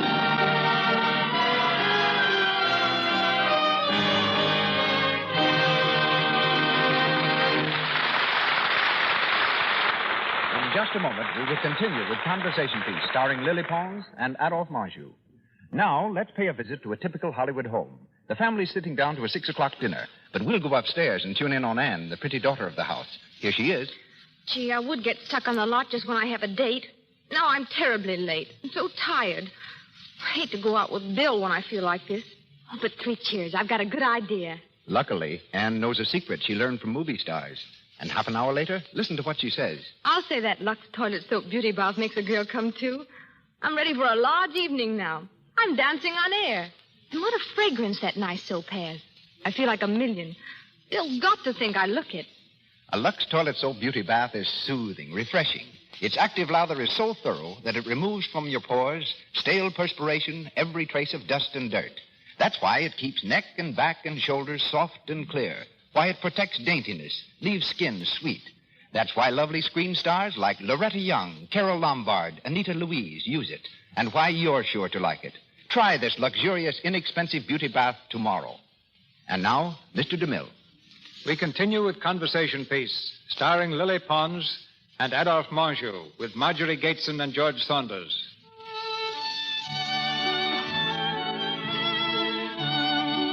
It's several days later. In the little house in Brighton, Melanie waits eagerly for Paul to pay his daily visit. At the sound of a footstep, she turns quickly. But it's only Charles, the servant. Mademoiselle, Yes, Charles? there's a lady and gentleman to see you, mademoiselle. Who are they? The Duke and Duchess of Benetton. The Duke and Duchess? Lord Cheersparrow? Yes, mademoiselle. Where are they, Charles? In the sitting room, mademoiselle. Thank you. I will go and see them. Good afternoon. Good afternoon. You are Mademoiselle de Tremont? Oui? I am the Duchess of Benetton, and my husband, the Duke. Monsieur? How do you do? Please forgive us for calling on you so unexpectedly. But I believe you are acquainted with my son, Lord Shah. One moment, my love. Don't rush, madam. If you please, Frederick. Yes, my love. Won't you sit down, Duchess? Thank you. As I said before, I believe you are acquainted with my son. You are come to ask a service? Yes, mademoiselle. We have. Then I do not understand, Duchess. Your manner is so impolite. Oh, my wife is upset. Naturally upset. Why? Well, Edward is our only son. Is that not more your fault than mine? It's no use bandying words, Frederick, and wasting time. Mademoiselle, my son is infatuated with you. But he's young, and that infatuation will not last. It must not last. My husband and I are fully prepared to compensate you within reason. Yes. Compensate? What is that, compensate? Money. Money? You will pay me money? Yes, if you will give us your word that you will never see my son again. If I love him, what then? That is beside the point.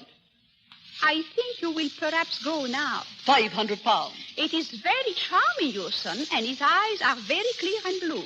I think he will be angry. £1,000. I'm tired, madame. I cannot sit down until you go. Excuse me if I ring my maid. I would rather like to make one thing clear to you. Georgiana. Quiet. If my son marries without his parents' consent, he will not have a penny. Not a penny. Do you understand that? Georgiana, please. You rang, mademoiselle? Yes, Rose. The Duke and Duchess are leaving. Come, Georgiana. Come, my dear. My maid will show you out. It will not be necessary. Good afternoon. Oh, squeak some sherry. My legs will not stand. My goodness, her face when she went out. My goodness, her face all the time. Oh, Rose.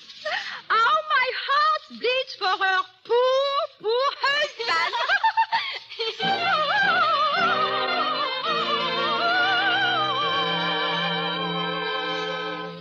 I beg pardon, mademoiselle. There's a lady to see you. What? Another one? Lady Julia Charteris. She says she met you on the boat coming over. Oh, that one? I do not wish to see her. Tell her I'm far, far away. Yes, mademoiselle. Good afternoon. Oh, Please forgive me, but it was so drafty in the hall. oh, yes. That will be all, Charles. Yes, mademoiselle. Will you sit down? Thank you. I fear that Monsieur le Duc is not here. Yes, I know. It was you I wished to see. I've recently come to Brighton, and I've been so wanting to see you again. I'm very happy, madame. I have so much to talk to you about. Your guardian and I spent a great deal of our childhood together in France, you know. That is very nice. It was such a pleasant surprise to see him again on the boat. I had thought he was dead. No, he's alive. Yes. I knew your father many years ago, the Marquis de Tramont. Yes? Oh, a most witty and delightful man. Yes, he was very nice. I don't remember that he had any children. Oh, yes, two. One boy and one girl. I was the girl. Oh? Where did you live when you were a child? A grey walled chateau near Bordeaux. It's all very distant in my mind. The Chateau de Tramont, no doubt. Yes. There was a small water and swans. I spent all my early years lisping there. Oh? Well, you haven't got a lisp now. No, I lost it in the Revolution. You remember very little about your early life? It is so far away. So very far away from the truth. Madame! Oh, my dear child, don't be absurd. The whole story is idiotic. You've been very badly rehearsed. Paul should be ashamed of himself. I do not understand what you speak, madame. Oh, nonsense. And I do not understand why you come here. I came to find out what you were like. To see what sort of plaything Paul had picked out for himself. Plaything? I am no plaything. Oh, come. You can hardly expect me to believe that. How dare you speak those words to me? Oh, there's no necessity for you to lose your temper, my dear. How dare you? Leave here at once. At once. Do you hear? Paul! What in the world? Oh, Julia, I didn't know you were coming. Tell her to go away at once. Tell her, Paul. Melanie, be careful. No, enough of being careful. Enough of these English busybodies. I congratulate you, Paul. She has a fine spirit. My dear Julia, what has happened? I have been insulted. Insulted? Yes. First, by the very charming mother of Lord Shear, and now by this snooping camel. Melanie, Lady Julia is a very old friend. But she has no right to come here and call me you plaything. What? Yes, you plaything, to my face. I will not stand for you taking that tone. You want me to marry Lord Shear, do you? Very well. But after, you will have no penny, not one, and I shall be forced to do tricks again. Melanie de Tramont in a cabaret? That will be charming. And a lot of good it will do you. This is idiotic. It is. And I will not stand anymore. Not for you, not for the love of heaven. I'm going back to France tomorrow. If I have to swim there. It's all very interesting, Paul. It was unkind of you to come here and bully the child. I didn't bully her. I merely wanted to find out who she was. I see. Well, it's an odd story, Julia. Quite fantastic, in fact. May I hear it? If you wish. First, I should like to speak to Melanie for a moment. Do you mind? Not at all. I'll be here when you come back. Thanks. I won't be long. Melanie. Melanie. Yes. Come here. I want to speak to you. Yes. Melanie, why did you speak like that in front of Lady Julia? I hate her. That's quite beside the point. Don't you realize that if you persist in treating people as you do, that our plans, the work of 2 years, will be for nothing? I say I was going back to France. Yes, but you don't mean that. I do. Oh, Paul, let me go. I will never be happy here. Let me go. And you come with me. I? Why, no, Melanie. My life is here. And yours, too, if you would only realize it. You do not care about whether I am happy? You can be just as happy here as in France, alone. But when I'm married, when you have found me a rich man, I will be alone here, too. You will have your husband. I will have his money.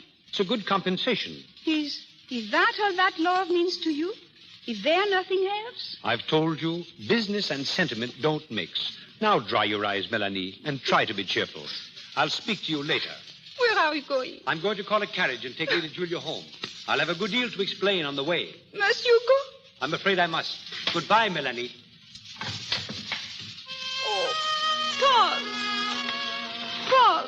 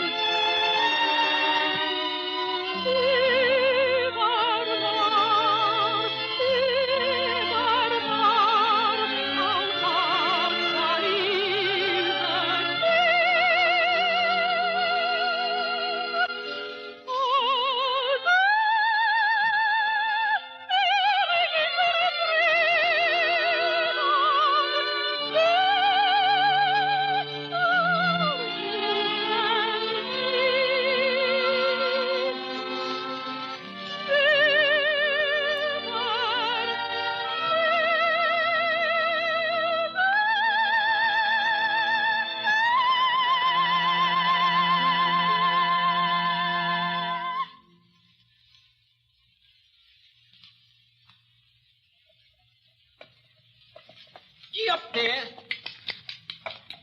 Gee up. There you have it, Julia. You see, Melanie is nothing to me. She is my plan, my trick to be played upon the world, my livelihood. Paul, have you gone mad? No. I have merely transformed myself from an effete aristocrat into an unscrupulous adventurer. That sounds faintly theatrical. The murder of my wife and child was theatrical enough. The deaths of my whole family on the guillotine were equally theatrical.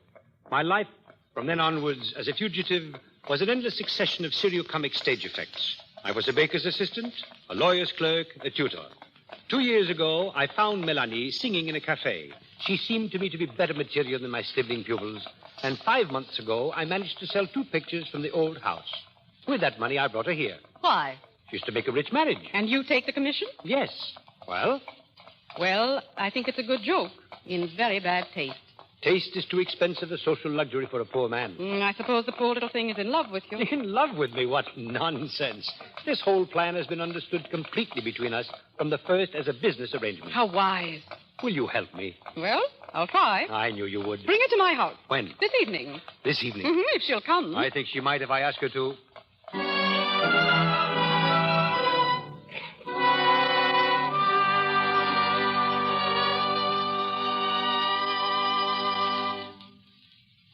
Won't you sit down, Melanie? Thank you. Melanie, I have brought you here for a very good purpose. But first, I wish you would apologize to Lady Julia. No, it's for me to say I'm sorry. I was over-inquisitive, and I jumped at conclusions too hastily. Mademoiselle, I ask your forgiveness. Thank you, madame. I have told Lady Julia everything. She has promised to help us. It's a very interesting story, mademoiselle, and I should like to help to bring it to a happy ending. We can talk quite freely in front of Lady Julia. That is very nice. Oh, well, come now, to business. Business? Oh, yes. In the first place, whom do you know? Not one of importance. Melanie, Lord Shear is our only definite proposal so far. Do you like him, mademoiselle? Melanie, will you kindly concentrate? Oh, I do see how difficult it must be for one so young and so charming to banish sentiment entirely. You are sympathetic, madame, but sentiment is very silly. There is no sentiment in the whole world real enough to waste the time upon. Paul has spoken that very often. Let us now then make business. I have a number with which to begin. A number? Yes, I make the progress. First, there is the Prince Regent. But he will not marry me. Melanie. Don't be shocked, Paul. That is true. And we are speaking truth. Admirable. Then, there is Lord Shear. He loves me. Excellent. But if we marry, there is not money at all. Oh, that can soon be remedied if your social position is improved. You must first of all be presented, more or less informally, here at the pavilion. But how? Who will present her? I shall, but before that, you must give a little supper party. Now, I'll arrange it and invite the guests. I can never begin to express my gratitude, Julia. Oh, not at all. Old friends must be kept from starving. Now, let me see. Lord St. Mary's must come, and the Duke and Duchess of Benenden, and Lord Shear, Lady Moscrock, and, of course, the Earl and Countess of Harringford. Oh, they're very useful. Are they rich? Have they foolish sons? Melanie. Well, you must have cards and good wine. Now, perhaps some music. Mademoiselle might sing a little. She has such a charming voice, but I should suggest songs more allied to the classics than the cabaret. A very practical suggestion. It is not false. Be very sure, madame, that we'll choose my songs with care, and I will be so careful to live up to them, to cheat and lie and pretend perfectly. Oh, yes. I will be so very careful, Paul, to follow Madame's suggestion. And my secret heart. Your secret heart? Yes, Madame. No matter what price is paid, what stars may fade above, I'll follow my secret heart.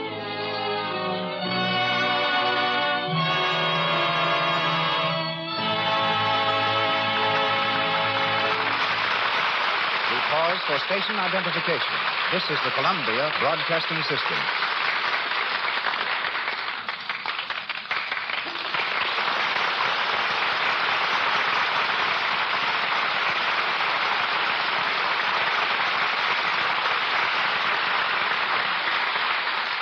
Conversation piece starring Lily Pons as Melanie and Adolphe Menjo as Duke Paul continues shortly from the Lux RadioTheatre.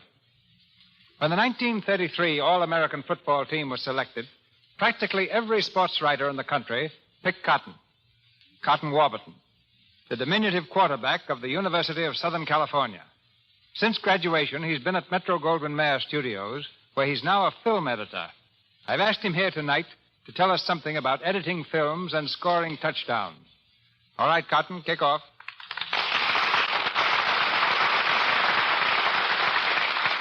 Thank you, Mr. DeMille. First, I'd better explain what a film editor does. It's very seldom, ladies and gentlemen, that a picture is filmed in the same continuity as you see it on the screen. The middle part may be taken first. The first part may go before the camera last. All this must be joined in its proper sequence and music and sound effects injected. Cutting is a major problem. In The Good Earth, for example, 2.5 million feet of film were shot, enough for 200 pictures. It's our job to cut The Good Earth to 12,000 feet.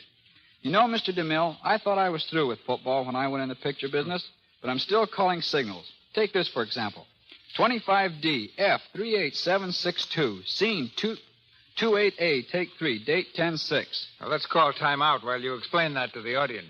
We use signals in referring to a certain piece of film. That particular number refers to the third version of a scene from The Good Earth, showing Paul Muni eating a bowl of rice. Those numbers also reveal what sequence the scene is in and on what date it was filmed. But unfortunately, I can't use the same method of keeping my signals straight as I did in college. How did you do it there? I had them neatly written down on my pants. One time, the manager sent my regular pants to the cleaner, and I almost lost the next game. Have you played any football, Cotton, since you received your diploma? No, though I coached a professional team owned by Victor McLaughlin. But since I married and became a papa, I get all the exercise I need walking the floor. Does the baby look like all-American material? Not unless football teams are going to include girls, but she's 100% Lux baby, Mr. DeMille. And then at least she'll have an all-American complexion. Right. I don't know much about the care or feeding of babies, but I figured if Lux soap is pure and gentle enough for the stars, it must be about the best on the market. When the doctor backed me up on that, I felt pretty proud of myself. If you were picking the all-American team for this season, Cotton, whom would you select? From performances to date, my choice would be for ends, King, Minnesota, and Kelly Yale. For tackles, Widsith, Minnesota, and Franco Fordham. For guards, Pierce Fordham and Morrell Navy. For center, Herwig, California. For halfbacks, Heap, Northwestern, and Urim, Minnesota. For quarterback, Smith of Alabama. And for fullback, Patrick, Pittsburgh. And before I have time to change my mind, thank you and so long. Good night. We return to our story, Conversation Piece, starring Lily Pons and Adolphe Menjo, with Marjorie Gateson and George Saunders. It's the evening of Melanie's official presentation. In a room fairly glittering with social celebrities, the young girl appears nervous and excited. She's been asked to sing, and as our scene opens, she is just finishing her song.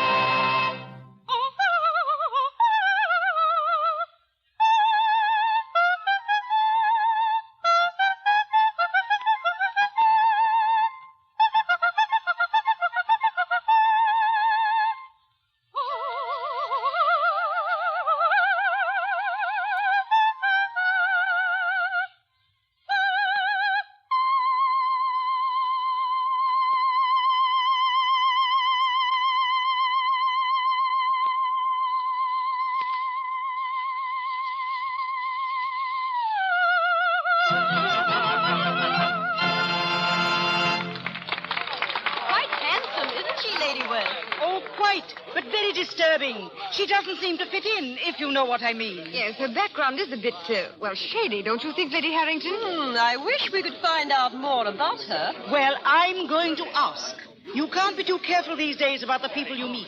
Since Lady Julia was the one who presented her, perhaps she will give us a little information.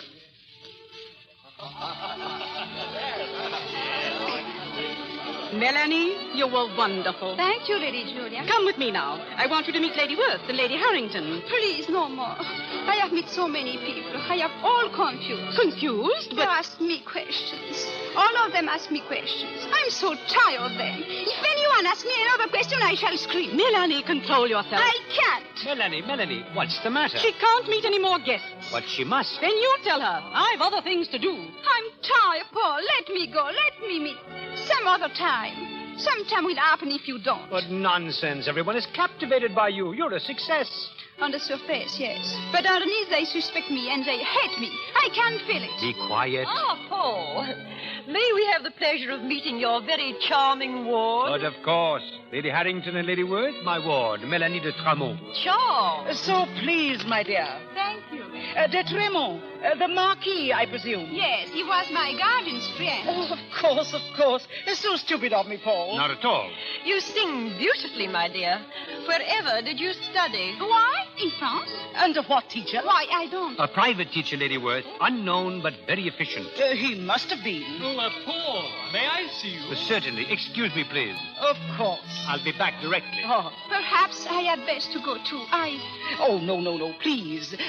We have so much to ask you, mademoiselle. Yes, about the revolution. Yes, I would rather not talk about it, if you don't mind. Then we shall talk about something else. Please, I would rather not talk about anything. My dear, are you ill? Yes, I'm very ill. Strange. Lady Bromley said you were ill just before, when she asked you something about your life. What do you mean by that? We mean, my dear, that you seem to be particularly averse to discussing your past. Lady Harrington? It's true. Yes, it is true. All of you have been snooping so hard to find out something about me. You wish to tell all your friends and make joke. Well, I will explain to you. Listen, I am the daughter of a mandarin in China. He was my first father. My second father was a Turk in Prague. He lived in Spain. I live in Italy. My mother was a slave. My brothers and sisters were slaves. No, they were little pigs trying with their big noses to find out things like you, madame, and you. Oh, I never heard it. I am Gerda Snipe. I am the daughter of a witch who was burnt at the stake. Take these tales to your friend, but take these quickly. Because if you don't go away and leave me alone, I will smash your painted face and pull you dead hair by the roots. Oh, I think we have heard enough. I'm only sorry the rest of the company didn't hear it also. Very soon enough. Tell them all, and then get out. All of you, get out, get out.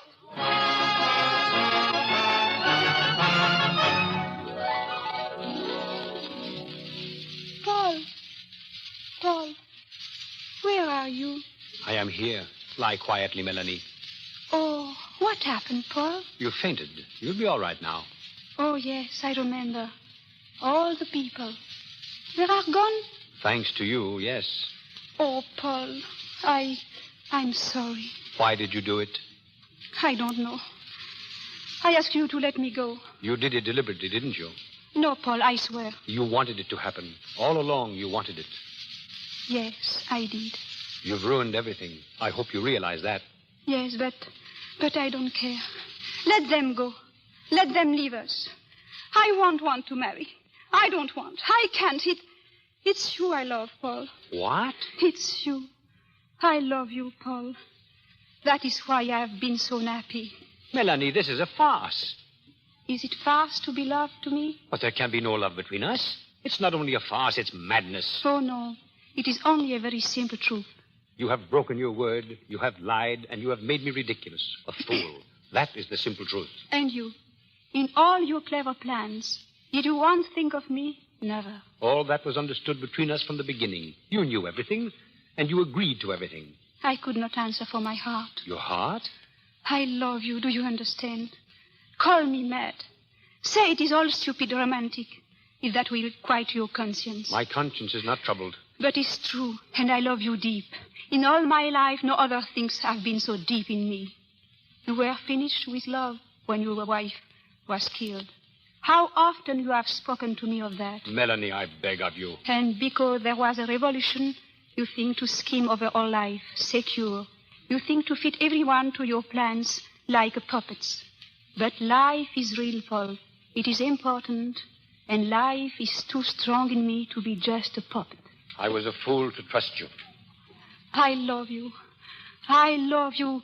And you too, deep down in my heart, you love me. Yes, Paul. Everything shouted to me. You think now, because you stand here so bitter, with the door open to go, that you will prove me wrong, that you are secure in your shell. I know that too. But you must not go, Paul. Please. Oh, Paul. Come back, Paul. Come back.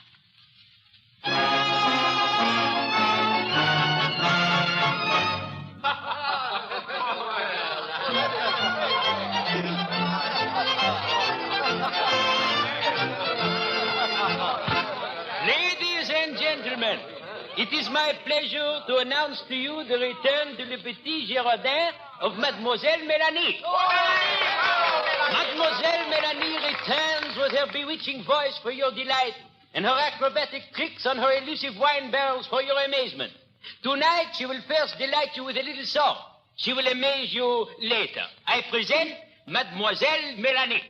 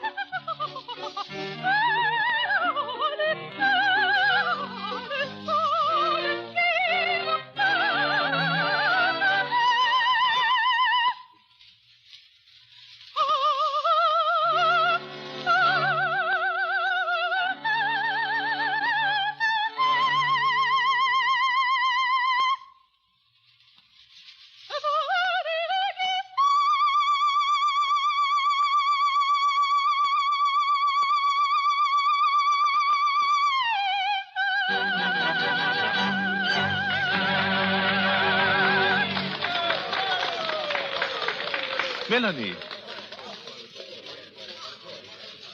Mélanie. Oh! Why are you here in France? Thank God you're all right. To be with you I came, that's all. We can't talk here. Come with me, quick. Oh, Mélanie. Here is a little window in the shadow. This one. It will squeeze us to look out, but we will be less conspicuous. All right. How did you know where to find me, Lord here? I asked Lady Julia and Rose for everything they knew. I had to find you, if only to see that you were all right. They told you everything? Yes, between them. I made them. So do you understand now? Yes, I understand. Then, why are you here? I love you. But I know. But I had to tell you, Mélanie. there is only room for one true love in my heart. My secret heart. I understand. I see you. The stars are thick tonight. You're not looking at them. I see them in your eyes. They are flooded with stars. I'm sorry. No, do not be ashamed of these tears. They are fine and manly. See, I keep them. Oh, Thank you, my dear, for being so sweet to me. Melanie, you don't know how I've longed to kiss you. I hope I'm not intruding. Oh, mon Dieu, Paul. You here, too? Yes, I was worrying about you. This is an unexpected pleasure, Lord Shear. And how do you do? Worrying? I see now there was no need. But when I went back to your house and found you gone, You went back? the day after, I did not know Lord Shear was with you, and naturally I felt a responsibility. However, it was plain when I interrupted you just now that you have returned to reason. Yes, Paul. Lord Shear, I congratulate you. Oh, but... Yes, Paul. It's so pretty to see youth in love. Please, be parlooking. I've a brandy at the table. If you'll please excuse me, I'll wait there. Shall we lean out of the window, Paul? With pleasure. It's still dusty, I see. Yes, Paul. You are going to marry. Yes, Paul. I'm very glad. Yes, Paul. You're in love? Yes, Paul. So am I. Yes, Paul. What is the matter with you? Can you say nothing else but yes, Paul? There is nothing else to say. When are you going to be married? Soon, very soon. What about money? That will no matter. Never does. Have you anything to reproach me with? No. Well, then, there is really nothing else except this. One other thing. What is this? Bugs, your favorite candies. Oh, Paul, please open them. And other things. It's all true what you said, Melanie. I do love you. There, they're open. And if you want an bug now, Yes, please. I love you desperately, with all my heart. And I know now that I can never prove you wrong. Ouch! What is it? My muscles. They are not used to acrobatics. So, Melanie, you are going to marry Lord Shear after all. Certainly not. I'm going to marry you, my darling. Melanie. Wait. Business now. I must go this moment and amaze the clientele with some tricks. Quick! Another humbug. Never mind. Business can wait. What was that in your song? No matter what price is paid, what stars may fade above,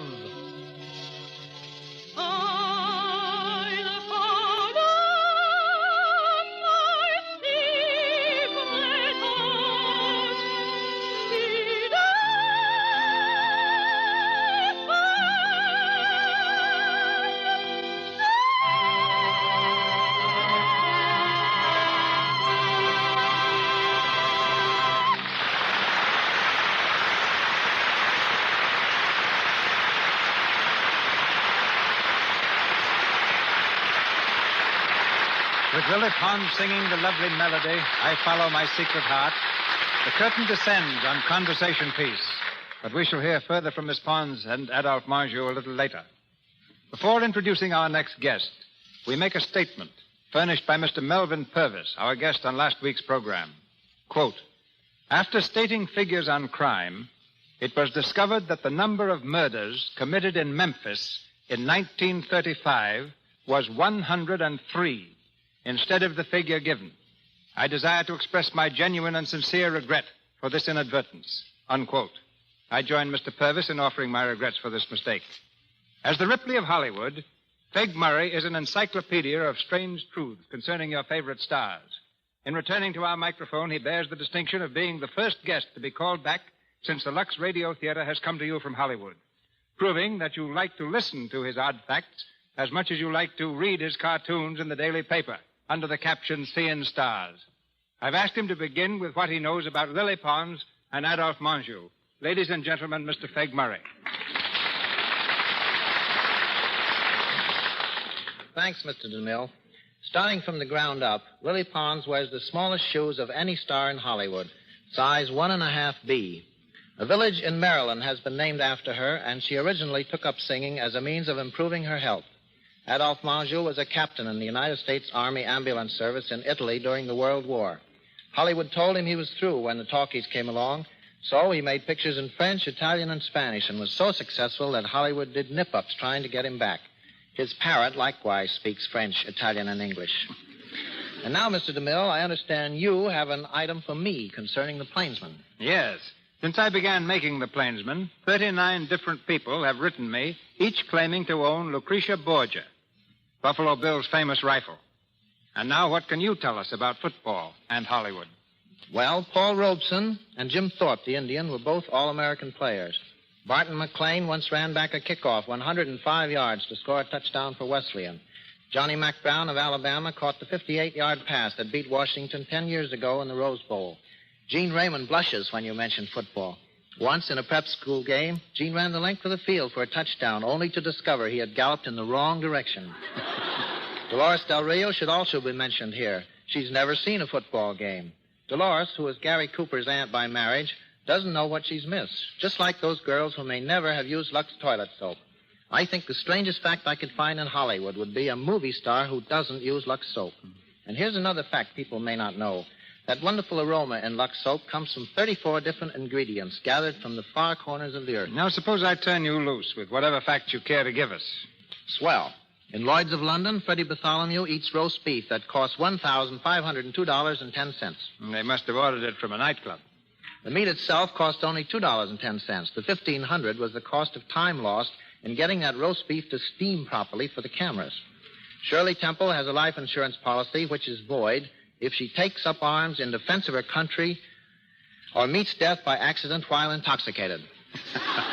Lionel Stander, who appeared in 28 Broadway flops in 8 years, has one green eye and one brown eye. And speaking of variety, there's a tree on Elisa Landy's estate which bears oranges, lemons, grapefruit, and kumquats, all from the same root. Fred Astaire has spent more than 200 hours dancing on air. In each dance, he's in the air 1 second out of every 5. And there's a card on file in the Hollywood studio which turned Fred down with the following notation at the bottom. Astaire also dances. Any more inside information? Just one more fact, and this is strictly from the inside. Warner Baxter's appendix is on his left side instead of his right. Good night. Good night. If the statement of Dr. Samuel Johnson is true, that a Frenchman must always be talking, tonight's stars must have felt at home in a play whose title is Conversation Piece. Miss Pons was born in southern France, while Mr. Menjo, a native of Pittsburgh, is the son of a Frenchman. They now resume the conversation. Mademoiselle Pons, Monsieur Menjo. Don't forget that you're partly French yourself, Mr. DeMille. Yeah, but I'm not the boulevardier. You are, Monsieur Menjo. Thank you. Why don't you foreigners talk English like me? I know. I've only a little accent. I wasn't always such a fine speaker of English. It's very hard to learn. So many words. You spell them almost alike, but you pronounce them so much different. I once made up a poem about it. You like to recite, Mr. We'd DeMille? be delighted, Miss Pons. Very well. I recite. If L-A-U-G-H spells laugh and B-O-U-G-H spells bow, surely C-A-U-G-H is calf and C-O-U-G-H is cow. If bread is made of substance known as dough, was the steak I have for dinner turf or toe? I still am quite unable, as I got up from the table, to be sure if I was truff or through or throw. Beautiful. Beautiful. And if your dog gets sick again, I suggest you see Mr. Menjo. He knows all about dogs. So, Yes, I raised them, Miss Pons, just as a hobby. Cairns and Ciliums. where do you learn about growing dogs? Well, I used to work on a farm. I learned quite a bit about livestock before I got into pictures. Excellent training. The foreman told me the other day that the cows have gone so high hat, they refuse to be washed down unless the farmhands use Lux toilet soap. Who can blame them? All beautiful ladies use Lux soap. But why did you want to be a farmer? Well, I wanted some nice secluded place in the country with plenty of sunshine and fresh air where I could cultivate a mustache and get into pictures. But now, Miss Pons, before the people are sure Dr. Johnson was right about the French, let us say good night. Good night, everyone. I hope you like our play. Good night, mademoiselle. Good night. Miss Pons, Mr. Menjo, our thanks. Ladies and gentlemen, this is your announcer, Melville Ruick. Mr. DeMille returns shortly with news of next week's show. Mr. Menjo's next picture is titled 1 in a Million.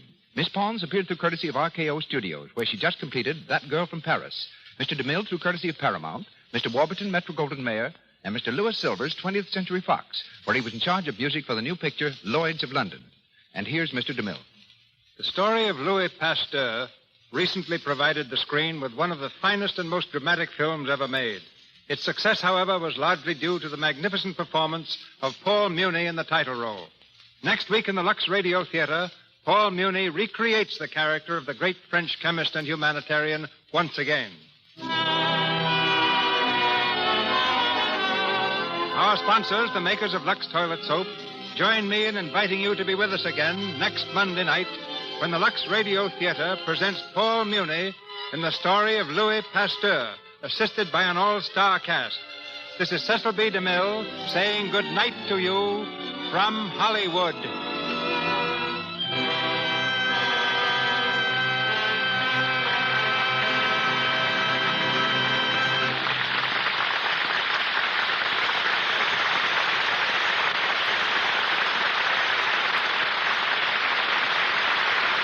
This is the Columbia Broadcasting System.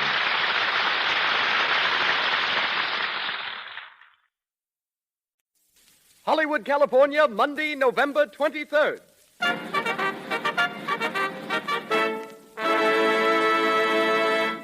The Lux Radio Theatre presents Paul Muni in the story of Louis Pasteur with Fritz Lieber and Crawford Kent.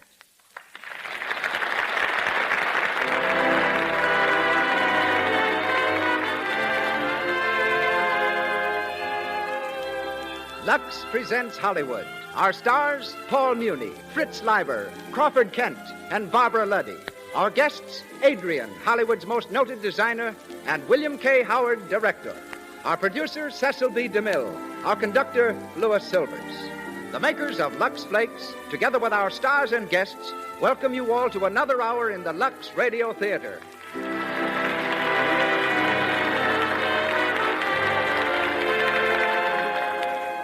Here's a word to the ladies. Try Lux Flakes for washing dishes. Ordinary soaps often dry your skin, making it rough and red and making the nails brittle. Lux Flakes contain no harmful alkali. They protect the natural oil in your skin, safeguard your manicure, and give your hands beauty care right in the dishpan. Lux Flakes are just as good for washing dishes as for washing fine fabrics, and that's saying a lot. And now it's time to hear from our producer. Ladies and gentlemen, Mr. Cecil B. DeMille.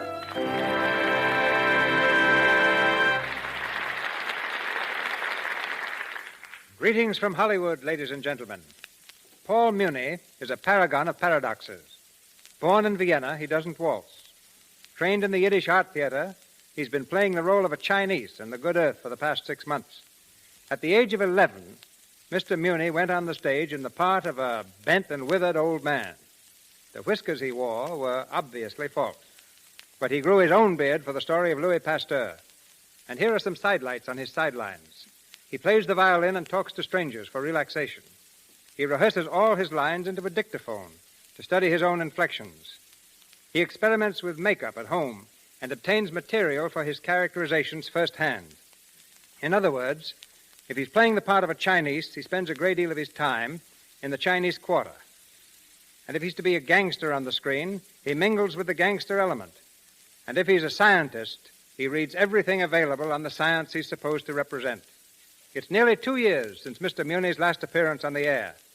Then, as tonight, he was heard from the Lux Radio Theatre and starred in his favorite stage play, Counselor at Law. Tonight, we hear him in his favorite screenplay, The Story of Louis Pasteur. The part of Dr. Charbonnet is played by the same distinguished performer who enacted it on the screen, Mr. Fritz Lieber. Crawford Kent will be heard as Dr. Radis. Louis Silvers raises his baton to start the music as the Lux Radio Theatre presents the story of Louis Pasteur, starring Paul Muni.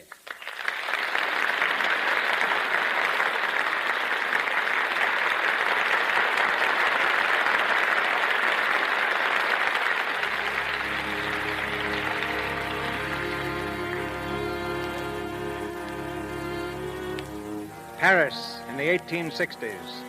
We're in the laboratory of Louis Pasteur. The long, sparsely furnished room is lined with deep shadows. Along the walls stand crates of guinea pigs and squeaking mice, and in the center, a crudely built table is littered with twisted test tubes and cauldrons. It's early evening. Under the garish light of an overhanging lamp, Pasteur leans over his microscope, his eyes glued to the black cylinder. His wife enters the room and stands for a moment watching him. Louis. Louis, Yes? haven't you worked long enough? Aren't you tired? Tired? You've been here all day since early this morning. I know. Rue, Yes? have you finished with those slides? In a moment, monsieur. Hurry them along. Louis, I brought the newspaper for you. Newspaper? What do I want There's with something in it you should know. Dr. Frederick is dead. Dead? He was killed. Shot. Who did it? The husband of one of his patients. Listen. When asked by the magistrate why he had killed Dr. Frederick, the man shouted, "He killed my wife with his dirty hands. He gave her fever, childbed fever." Then the prisoner produced a pamphlet which read, "Doctors, surgeons, wash your hands. Boil your instruments.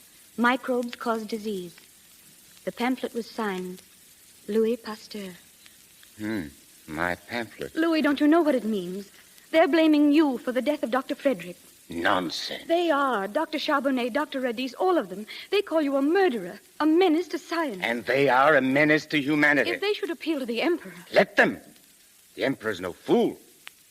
Look at the facts, Marie. 3 out of every 10 mothers today die in childbirth. Why? Because our learned physicians are too pig-headed to realize that germs have the power to invade the bloodstream and cause disease. But, Louis, you tell them to wash their hands, boil their instruments. Still, you can't be sure. You haven't found the germ. But I will. I will. Papa? Oh, what is it, Annette? A letter for Papa. A messenger brought in the carriage. There were 2 soldiers with him. Louis. Give me the letter. It's from the Emperor. The Emperor? Then it's just as I thought. Charbonnet and Radis have gone to him. Quiet, my dear. It's not as you thought. Listen to this. At the request of the court chamberlain and the command of His Majesty Napoleon III, you are invited to a reception at the palace. Oh, Louis. A carriage will be sent for you at 8 o'clock next Thursday. A reception at the palace? Louis, what an honor. It is my chance, Marie. Radis, Charbonnet, Rossignol, they'll all be there. It is my chance at last.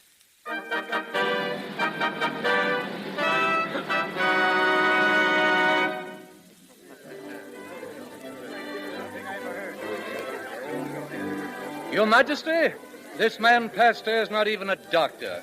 He's a mere chemist. I know, Charbonnet, but his work interests the Empress. It was at her suggestion that I invited him tonight. Yes, Dr. Charbonnet. If I am not mistaken, Pasteur was instrumental in discovering the cause of fermentation of wine some years ago. Yes, Your Majesty. I recall it now. He claimed to have discovered little animals in it, infinitesimal beasts. And he still does, sire. Only now he finds them everywhere. But are there such creatures? Do they really exist? Your Majesty, microscopic organisms have long been observed. Yes? They spring into being of their own accord wherever there is putrid matter or fermentation. They are the result rather than the cause of disease. Oh, I see. By heating wine to a certain temperature, Monsieur Pasteur was able to destroy them. I presume he plans to cure blood poisoning in the same manner, namely, by boiling our blood. Heaven forbid. It's not unlikely, I assure you. Dr. Charbonnet, I'm afraid you exaggerate. I, too, have read Pasteur's pamphlet. It says nothing about boiling blood, merely to boil the instruments you surgeons use. Madame, if I did anything so absurd as to boil my instruments or scrub my hands, they'd think I was a witch doctor resorting to charms and laugh me out of the hospital. That would be a novelty, monsieur. Most people who go to hospitals are carried out dead. Your Majesty. What is it? Monsieur Louis Pasteur has arrived, Your Majesty. Oh, yes. Show him to the East Room and ask him to wait for me there. Yes, Your Majesty. Charbonnet, find Dr. Rossignol and Dr. Radis and any others who might be interested. We'll see Pasteur together and discover for ourselves whether the man is a genius or a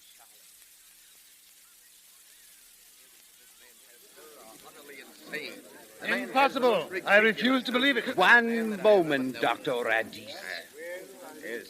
Pasteur, will you please tell us precisely what you mean? I will, sire. The hospitals of Paris are pest houses. There's scarcely a doctor in the city who's not carrying death on his hands and on his instruments. Because of microbes, monsieur? Your private menagerie of invisible beasts? Exactly. Dr. Charbonnet could see them for himself if he took the trouble to use his microscope. He could watch them multiply into murderous millions. They breed in filth. They may start from the gutters of Paris tonight and by tomorrow claim some mother from this very court. Preposterous to think that a human being could be destroyed by an animal 10,000 times smaller than a flea. It's as though an army of ants should destroy Your Majesty's empire. Listen. A young woman died here tonight. The wife of the coachman who brought me. She was your patient, Charbonnet. A victim of your bigotry. You dare? You accuse me? But that isn't the end. The woman who attended her, your nurse, will carry the infection to your next and more illustrious patient, the Comtesse Gabrielle de Villefort. Your Majesty. Stop! I've had enough. You should know better, Pasteur. The Comtesse Gabrielle is Her Majesty's sister. I regret, sire, but death knows no rank. Silence! In the preservation of wine and beer, you have been of service to France. We appreciate it. In the future, you will confine your work to that field or suffer my displeasure. That will be all. Your Majesty. That will be all, Pasteur. Good night, Your Majesty. Here, listen, Pasteur. Say a thing like that. He had no right to... Carriage, please. Yes, monsieur. Monsieur Pasteur. Yes? Permit me, please. I am Jean Martel, physician and surgeon, doctor of medicine from the Sorbonne, secretary of hygiene, member of the International Society of Doctors at Edinburgh. Personally, I'm convinced that there is some truth in what you say. You honor me. Why, Charbonnet's a fool. When it comes to anything new or the least I bit beg your pardon. Aren't you Dr. Charbonnet's assistant? Why, yes, I suppose I am, but... It is your duty to respect him, then. Not to ridicule him. I, monsieur? Good night.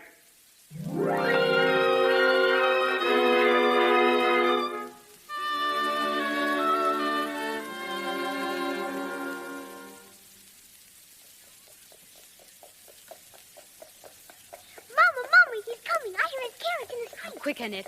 Run and open the door for him. Yes, Mama. Rue, you will light the candles on the cake. 38. Only 38, and all ready to have done so much for the world. She's coming. Open the door, Annette. Happy birthday, happy birthday. What? Oh. Thank you, my dear. What's the matter, Papa? Louis. Yes? Is anything wrong? You'll have to pack, Marie. We're leaving Paris tomorrow. Tomorrow? Louis, what's happened? I've stepped too hard on the toes of our doctors. I've insulted the Academy of Medicine. They forbid me to work on human diseases. We must leave here, Marie. Yes, Louis. When I was a boy, I used to read of scientists fleeing from the cities to avoid persecution. It thrilled me. I didn't realize what a nuisance it was. But, monsieur, perhaps you might better apologize to the Academy. A few lines Take back what we know is true. Never. I'd die first. Don't worry, Roux. Someday we're going to prove that we're right. To the Emperor, to the Academy, to the world. In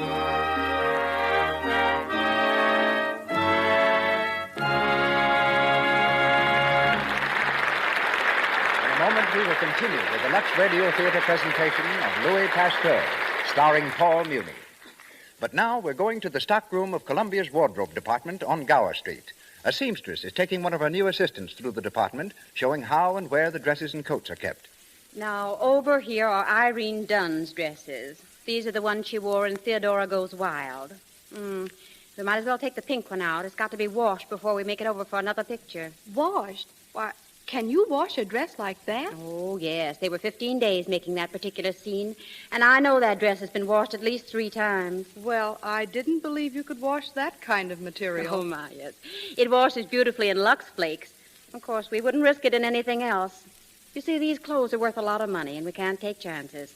They've made Lux a rule here in the wardrobe department. You better keep that in mind, too. Always see that there's plenty of Lux.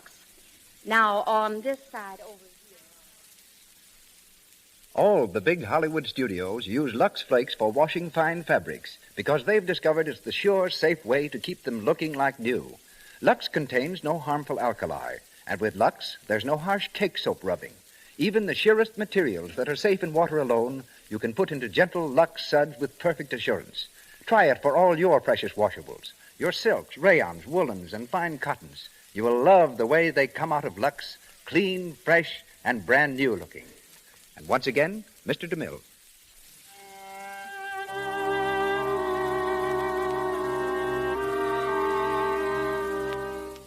Eight years have gone by, and while men fought and killed each other in the Franco-Prussian War, Pasteur fought microbes, the real enemy of all mankind.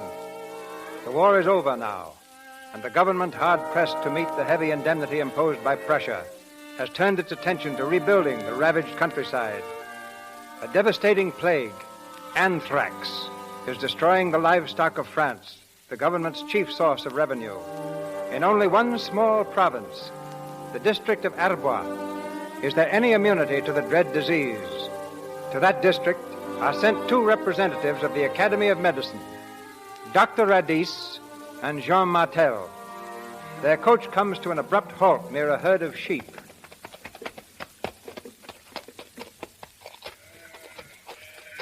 Look at that herd, Dr. Radis. They seem to be healthy enough. Luck, that's all. Pure luck. These fields have become immune. Yes, but how? Why? Oh, my dear Martel, such questions are beyond the scope of science. When you ask me how or why, I must refer you to the theologians. Thanks. I'll ask at this farmhouse first. Oh, Martel, don't waste your time. Asking questions is never a waste of time. Oh, but my dear fellow... Radis, the future of France. Our whole financial structure lies in the health of our livestock. If we're to meet our indemnity, we must have a source of income. Oh, good morning, monsieur. Oh, good morning. Good morning. I'm sorry to intrude upon you.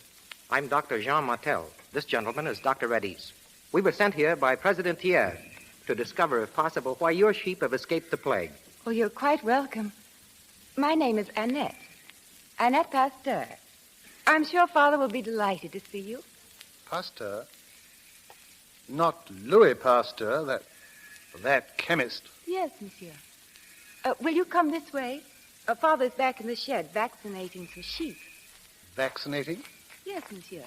Against the anthrax bacillus. The what? The microbe, monsieur. The germ that causes anthrax. Do you hear that, Martel? The germ. What? Oh, yes. You seem to be very well informed, Mademoiselle Pasteur. Oh, thank you. I couldn't help but know something about it. Oh, Father, there's someone to see you. Oh, good morning, monsieur. Dr. Martel and Dr. Radis. Dr. Oh, yes. So, Monsieur Pasteur, you are now the savior of the sheep, eh? Very interesting. You remember Pasteur, Martel? He's the man who was responsible for Dr. Frederick's death, remember? He was run out of Paris. Not quite, Doctor. Oh, don't deny it, you were. And you were warned not to practice. Positively forbidden. What's that? That sheep doesn't seem to agree with you, Dr. Radis. A prophet is never without his followers, it seems. But rarely such intelligent ones. These animals know what's good for them. Perhaps you'll tell me what's good for them. I'd like to know, too. Oh. Yes, monsieur? Come here. Oh, will you try to explain to Dr. Radis just what we're doing? He's a member of the Academy of Medicine, so you'll have to use very simple language. We are convinced, Dr. Radis, after 8 years of experimenting, that this vaccine, when injected into the animal, will set up an immunity. Ridiculous. It would take 80 years to convince me. 80? Aren't you a bit optimistic? Well, the simple truth of the matter is that your fields are immune. It's impossible for sheep to be stricken in this neighborhood. And when I make my report to the Agricultural Board, I'm going to advise that all healthy cattle be moved to this district. No, you can't do that. I tell you, these fields are reeking with contagion. They'll die by the thousands. Bah! Oh, come along, Martel. I've heard enough. Dr. Radis. Well, are you coming? No. I'm going to stay. Very well. Get on. Still disobeying your superiors, eh, Dr. Martel? Why, I didn't think you remembered me. At the palace. The night I told the Emperor Comtesse de Villefort would die. You were right. She did die. Charbonnet's never forgiven you. It's a pity. May I ask why you want to stay? I'm no longer an idle courtier, monsieur. I work for the government. My job is to help the farmers of France. So, well, if you don't mind, I'd like to work with you, monsieur. Annette. Yes. Come here, dear. Ask your mother if we have room for a guest. Oh, yes, I'm sure we have. Well, I mean, I'll see. Excuse me, monsieur. My daughter blushes a pretty color. She's a very pretty girl, monsieur. Oh. So, you want to render your country a real service, is that it? Why, yes. Yes, I do. If you've discovered a vaccine against anthrax, it's my duty to make it known. You think the Academy would be interested? If you can convince me, monsieur, I should be honored if you'd allow me to convince them. Thank you. Come along, Martel.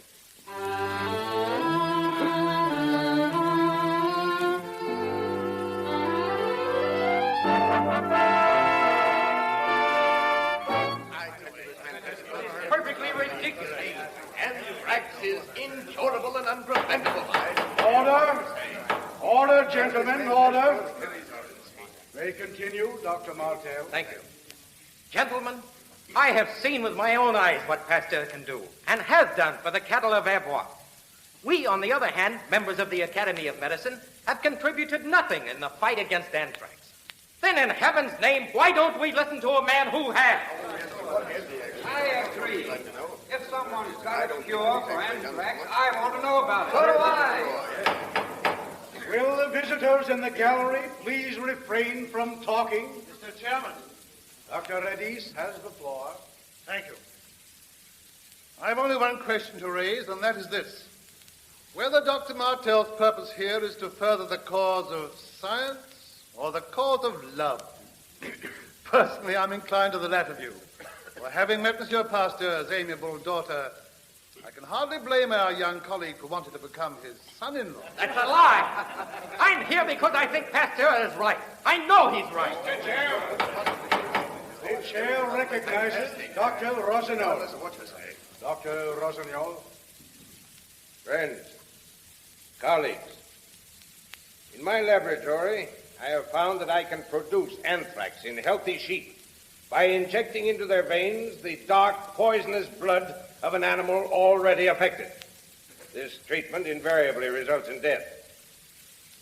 I should like, therefore, to propose an experiment that would rid us once and for all of this medical mountebank, Louis Pasteur. Well, what's your plan? Gentlemen, let us take 50 normal, healthy sheep, 25 of which will be vaccinated by Monsieur Pasteur.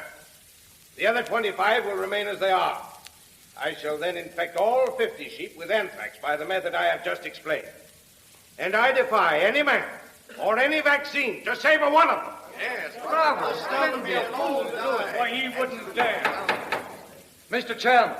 Dr. Charbonnet. I agree with Dr. Rossignol's experiment. We all agree. And we dare Dr. Martel or Louis Pasteur to try it.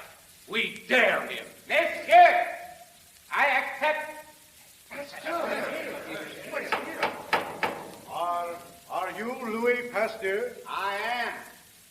I've enjoyed listening to your discussion from the gallery here. And I repeat, I accept your challenge, Dr. Charbonnet.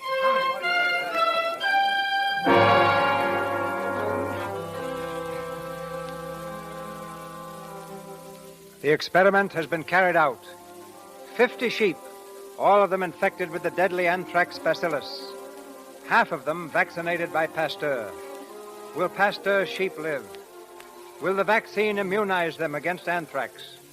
From all the world over come scientists to witness the experiment. They mingle with the peasants in the fields at Arbois. Suddenly a cry goes up. The unvaccinated sheep are dead. Then another cry, which heralds the success of the experiment. Pasteur's sheep are alive. They have resisted the disease. Anthrax has been conquered.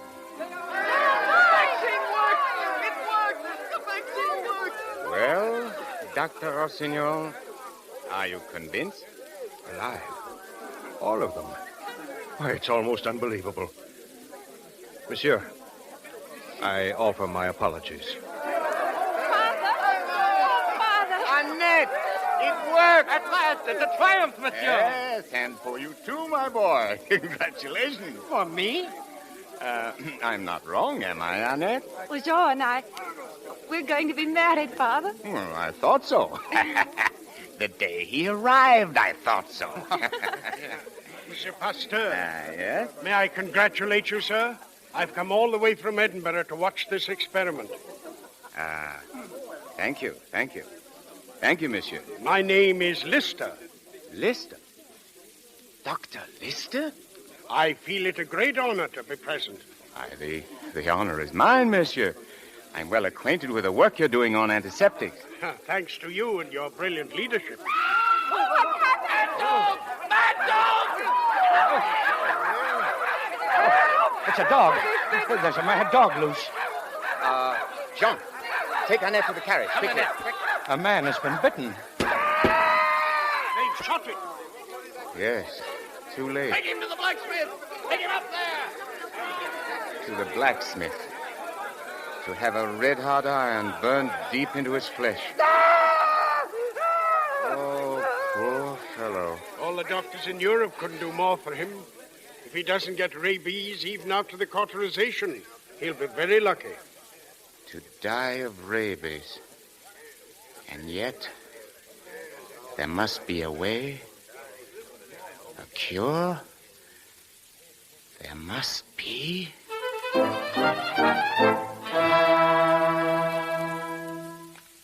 Louis, please sit still and eat your dinner. It's after 11 and you haven't had a bite to eat all day. But they're waiting for me in the laboratory. We're working, my dear. Let them wait. Look, I have a letter for you. It came by special post from England. From Dr. Lister. Let me see her. Not until you've eaten. Oh, but it's important, Marie. I must know what it says. Very well. I'll read it to you. Dear sir, my observations lead me to believe that you are a scoundrel. What? I am told that in the year you've been in Paris, you've become a slave driver to your assistants, that you neglect your wife, abuse your family. Come, Marie. This is no time to joke. Very well. I'll tell you what he really says. Your recent paper on the known sources of infection is admirable in every detail.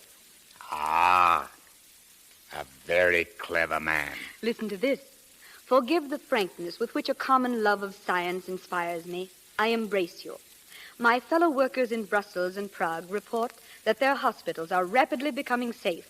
Mothers can go to them without fear.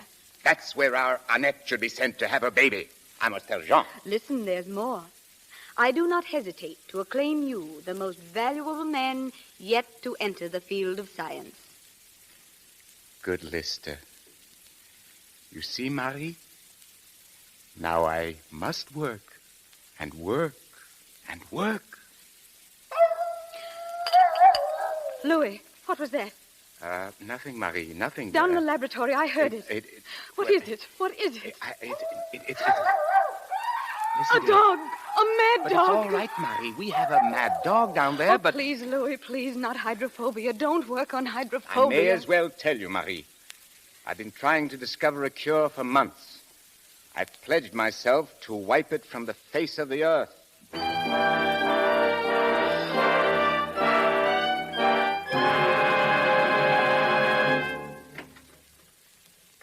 Come in, gentlemen. Come in. Thank you, Dr. Pasteur. Thank you.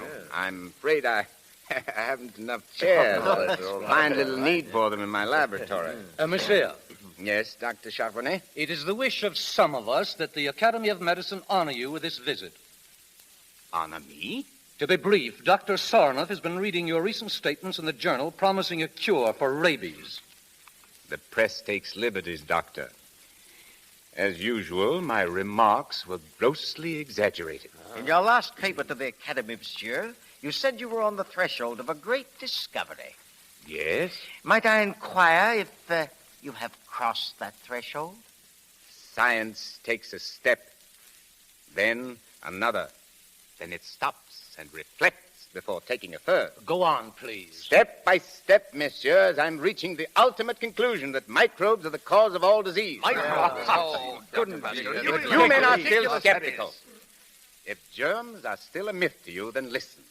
In my hand, in this little test tube, I hold enough rabies virus to wipe out a city. May I see that test tube, monsieur? If you wish. Thank you. But be careful. Why? You have the tiniest scratch on your hand. A scratch? Suppose I make one on my arm with my penknife. What are you doing? No. And suppose I rub this so-called virus into the open wound, like this. Stop him! Stop him! We shall see whether germs cause disease. All I want now is to have you predict the hour of my death.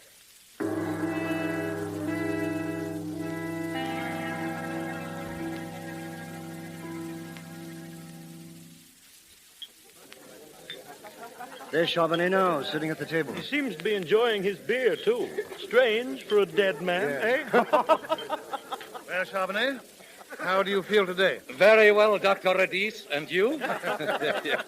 It's over a month now. According to Pasteur, you should be in your grave. The more germs I've given, the better I feel.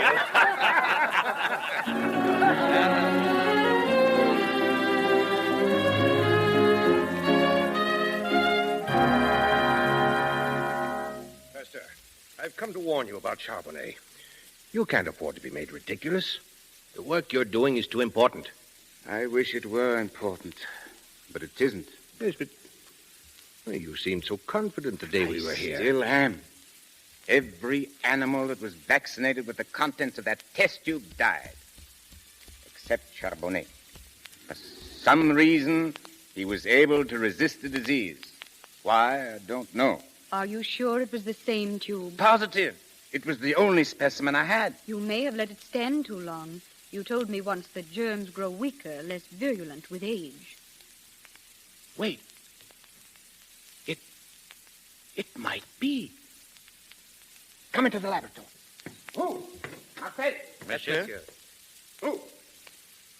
How old was that virus when Charbonnet rubbed it into his arm? 14 days. And when was it last used on a rabbit, Martel? Why, about a week before, I believe. A week?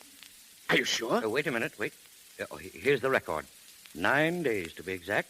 There's your answer, Rossignol. There it is. It must be. It's the only conceivable explanation. Well, do you think by allowing the virus to age that you were able to render it harmless? Not harmless, but weak. Weak enough for the system to overcome. Well, even if that's true, it won't help you any. When a man's bitten, he gets the germ full strength. Precisely. But suppose we start with a 14-day-old virus that's no longer deadly. Suppose we inject it into a healthy animal, and day by day, as nature builds up his resistance, we increase the doses with stronger, fresher samples until he's able to withstand the actual disease as we find it in the world at large. Would he not then be immune? No, impossible. It would never work. If the first injection didn't kill him, the second would, or the third. Martel. Yes, monsieur. Where are those tubes you've been preparing? Right here. They're all in order. Each one is dated. Here we are. 14 days. How many dogs have we left? 10. Are they well? Healthy? In perfect condition. They've never been exposed. Give them hydrophobia. Monsieur. What? Give them hydrophobia.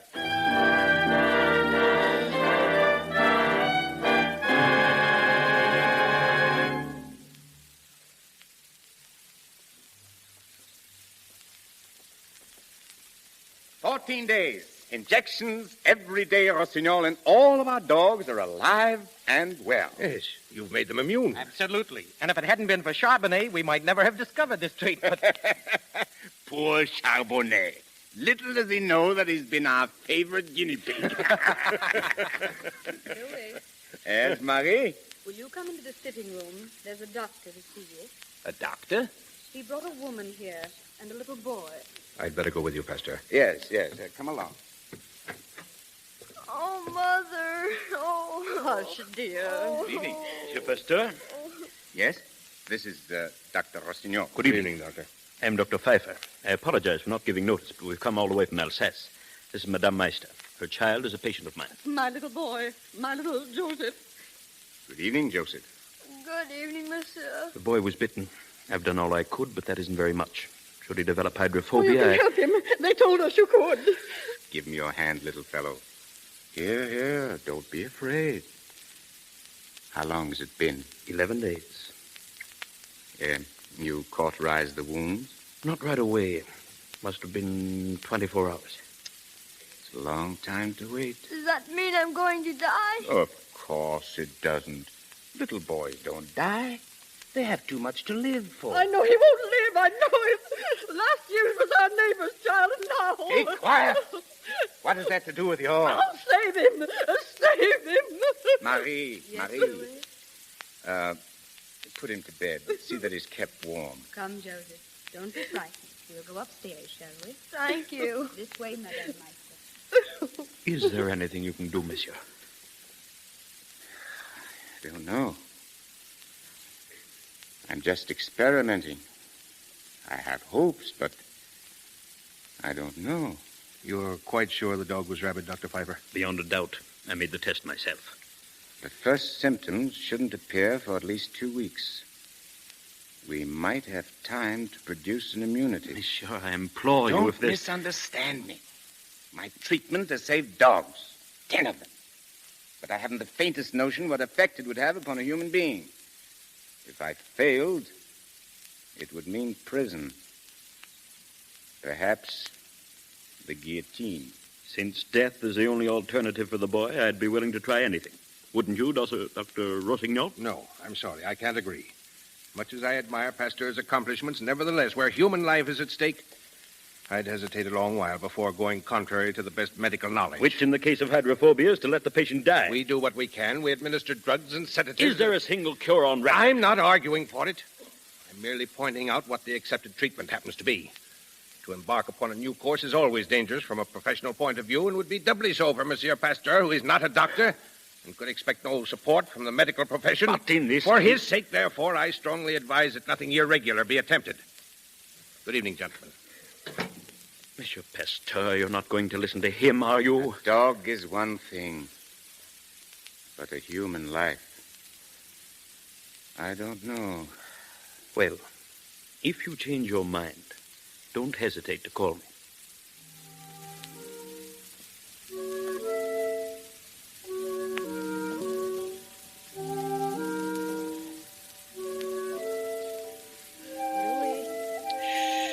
Louis, where are you? I've been in to look at the boy. That syringe in your hand. What were you doing with it? Quiet, Marie. That boy, he's so young. So young to die. Someone had to help him. You didn't give him the treatment. You didn't, Louis. Yes, Marie, I did. You'll go to prison. They'll send you to prison. Not so loud. He'll need his sleep.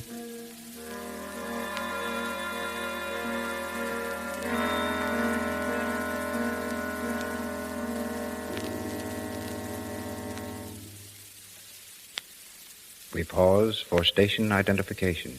This is the Columbia Broadcasting System.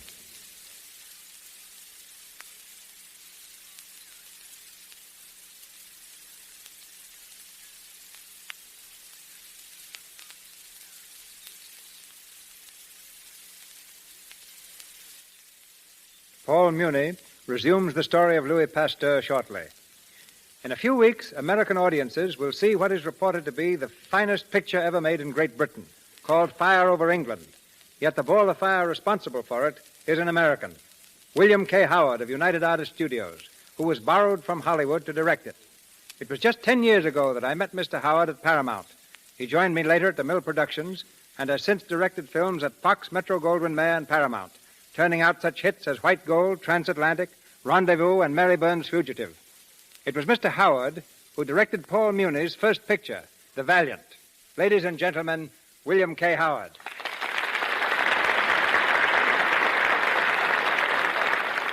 Thank you, Mr. DeMille. Thank you. May I tell you how happy I am to meet you again and to appear on the same program with you and Mr. Muni? And may I congratulate you upon the success of that brilliant picture, The Plainsman, yours, that I had the pleasure of seeing last week. Thank you, Bill. Thank you. Nice to hear you referring to my directing Mr. Muni and The Valiant. That was an interesting experience because, well, Mr. Muni's first picture was almost his last. You see, the producers stopped production almost before it began. I'm sure that Paul recalled the first line he ever said in any motion picture. It was, "I've just killed a man." And the producers thought that this speech would kill the picture and kill Muni. But the picture went on, and Paul Muni emerged, the great screen personality that he is today. It's very interesting, Bill. But please tell us something about England. Is it true what they say about the tea over there? I knew that was coming, C.B., and here's the answer. Tea is almost as important to British production as the film itself. It goes something like this. One stops production for tea at 10 o'clock in the morning, then one stops production again for tea at 4 in the afternoon, and then one goes to the country for the weekend to rest up. But seriously, C.B., it would be absurd for us to dismiss British film production as a factor in our business. They're enthusiastic, they're aggressive, they are determined. They've tasted success with such pictures as Henry VIII, The Scarlet Pimpernel, I Was a Spy, 39 Steps, and they're going ahead in the hope of enjoying more of that success, which until now has been particularly ours. You sound to me like Paul Revere shouting, "Here come the British." Not at all, C.B. I'm shouting, "Here come the Americans." If you could have been with me last summer in London, you would have seen Marlene Dietrich, Sylvia Sidney, Edward G. Robinson, Anne Harding, Henry Fonda, all making English films. I'm sure you'd have thought you were in your own studio. London films are using the best British talent they can secure and the best American talent they can buy. They're going ahead, and I assure you they're a factor to be reckoned with. I was right. You are Paul Revere. You talk like a man who's taking the next boat back. Not the next boat, C.B., but next summer, surely. You see, when I'm directing, I'm generally in a fog anyway. I want all the sunshine I can get. And you know those London winters. Good night, C.B. Good night, Bill. Good night.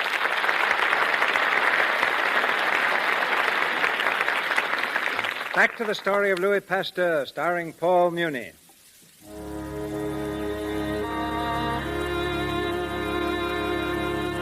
3 days have passed, and the little boy Joseph is still alive. Pasteur, torn with anxiety, looks years older. His shoulders droop and his step lags. He's also worried about his daughter, Annette. And as he enters the living room, he sinks exhausted into a chair.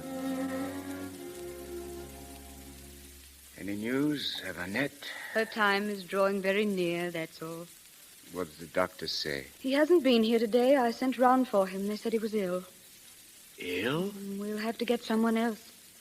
When it comes to the use of antiseptics, it's difficult to find one you can trust. I'll speak to Dr. Bedell in the morning. Louis, how is the boy doing? The third injection made him sick. He has a fever. A fever? What are you going to do? Give him a fourth, a fifth, a sixth. If he lives. Marie, I've been lucky all my life. Luckier than I deserve. But if I fail now... You're not going to fail. He'll recover. And when he does, we'll go away. We'll take a long vacation. Roux, Martel, all of them. They need it more than we do. How fine they've been. How patient. They'll never know how grateful I am. And why don't you tell them? I will. And you, Marie. You most of all. What have I done to warrant such devotion? Do you remember what you said when you asked me to marry you? You said, there's nothing in me to attract a young girl's fancy, but those who have known me very well have come to like me. Did I say that? Was I really that vain? And you knew better, too. You were looking in a mirror when you spoke. Madame Pasteur. Yes, what is it, Cecile? Annette, madame. The coachman has just come from her house. She wants you. So soon? And Dr. Leclerc is ill, Louis. Go to the house. I'll find a doctor and meet you there. Hurry, Marie.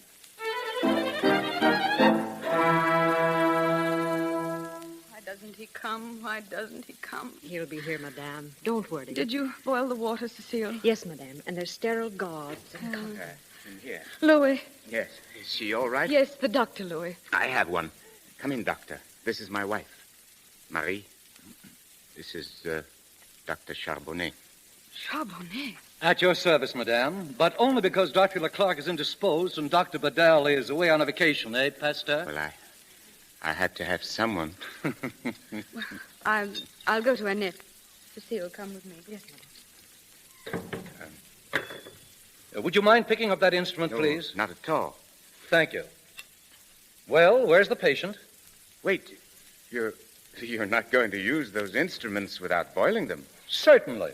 I say no. My dear Pasteur, I'm doing this as a professional courtesy. Then do it my way, please. I'm a little tired of doing things your way. Today, 12 Russian peasants came to the hospital asking for your treatment for hydrophobia. What has that to do with... They said you sent them. I did. Dr. Charbonnet, my daughter is in that room. There's not much time. Please. But I am to do things your way. Please. Very well. One moment, Pasteur. What are you doing?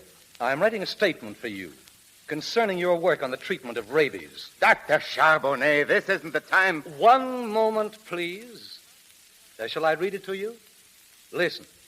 I hereby acknowledge that my investigations into the cause of hydrophobia has proven fruitless and is of no value whatsoever. That's not true. If you will kindly sign that statement, I shall follow your instructions exactly. Well? Give me the pen.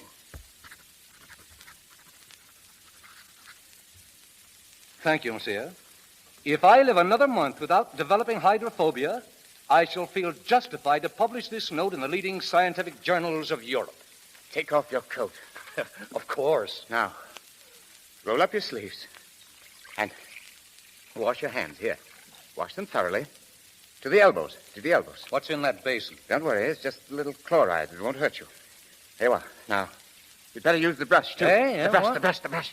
Oh, very well. That's right. That's right. Cecile, Yes, monsieur? take these instruments, put them into boiling water, and keep them there until Dr. Charbonnet asks for them. Yes, monsieur. Well, Well, I think my hands are quite clean now. there's a towel at your elbow. Thank you. Yes, are you ready? Except for my bag. Oh, here it is. Don't touch it. What? Put it down! Your hands! You've spoiled it now. You'll have to wash them again. See here, you're making a fool out of me. I've brought hundreds of babies into the world. Do as I say. This is ridiculous. Here. Thoroughly. Wash them thoroughly. Now, hold them up high. Touch nothing but the patient. Doctor. Yes, Marie. My daughter is ready now, Dr. Charbonnet.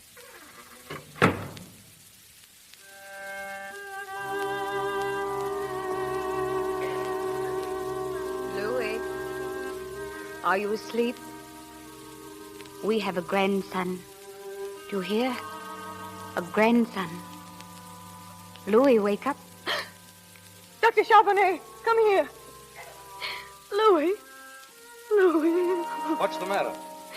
My husband, he doesn't answer me. Quiet, please. What is it, Doctor? He's not. No. He's had a stroke.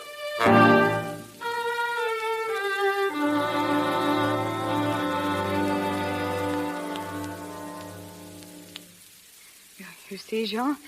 He's opening his eyes. He'll be all right now. Marie, Yes, Louis. I'm here. my left side is paralyzed. Only slightly. It isn't serious. When did it happen? A few days ago. A few days? You were more tired than anything else. I have no fear of death, Marie.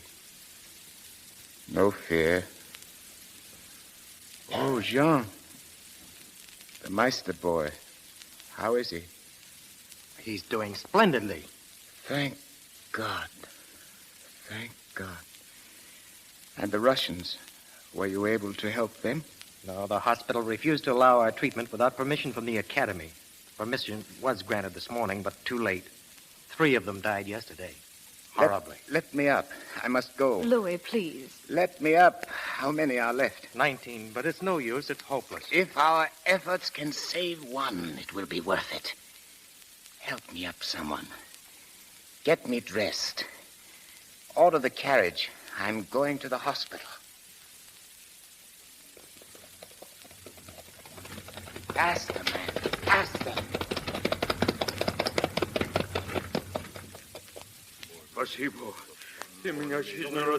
Patient number 6, first treatment. 14-day-old virus. Give it to him, Roux. Yes, monsieur. Patient number 7, 4th day. Any change? Not this morning. Continue treatment 11. 11-day virus. Patient number 8. Monsieur Pasteur. Oh, good morning, Dr. Charbonnet.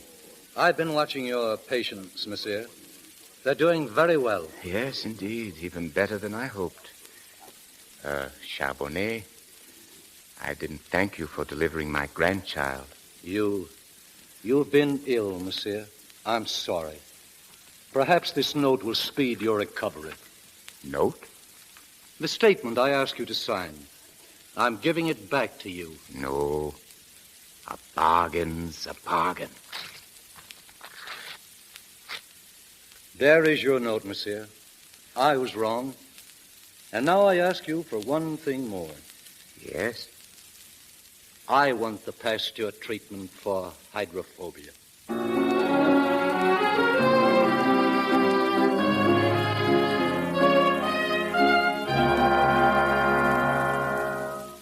How is Monsieur Pasteur today? Oh, I don't know, Jean. He's so tired. He seems to have lost all interest. Did you tell him about the meeting at the academy tonight? No, but he won't go. He doesn't care very much. But they're expecting him. I know. Yes, I know. Tell him someone's going to refute his theories. He'll care about that.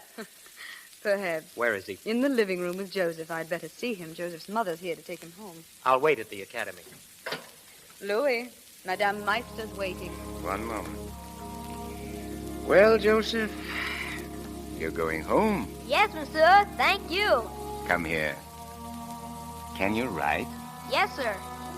Would you like to write to me? Yes, very much. Then let me hear from you every month, won't you? Yes, monsieur. Now, don't forget. I'll be looking for your letter. Goodbye, Joseph. Goodbye. Goodbye, Madame Pasteur. Goodbye, dear. Well, I never thought he'd leave here alive, Louis. thank God that he did. Oh, by the way, Louis, Rue just told me that a foreign scientist is giving a lecture at the academy this afternoon. He claims to have disproven your entire germ theory. What? Again? Who is he? What's his name? I don't know. Disprove my theory, eh? We've got to go. We'll see about that. Get your coat. We'll leave at once. At once. Come in, monsieur. You're just in time. They've arranged for you to sit on the platform. Courage, my dear. I'll be listening. This way, monsieur. Whom are they applauding? It's Dr. Lister from England. Lister? Lister to speak against me? Oh, here's the door leading to the platform. Now, your chair is over this way.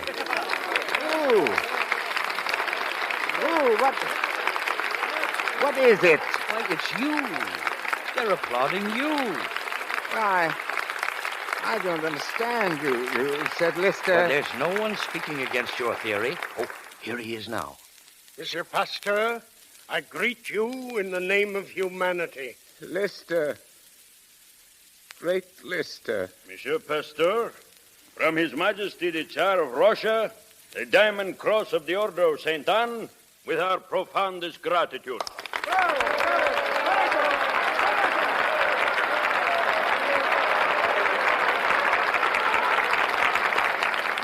young men, doctors and scientists of the future, do not let yourselves be tainted by a barren skepticism, nor discouraged by the sadness of certain hours that creep over nations. Do not become angry at your opponents, for no scientific theory has ever been accepted without opposition. Live in the serene peace of libraries and laboratories. Say to yourselves first, what am I accomplishing? Until the time comes when you may have the immense happiness of thinking that you have contributed in some way to the welfare and progress of mankind.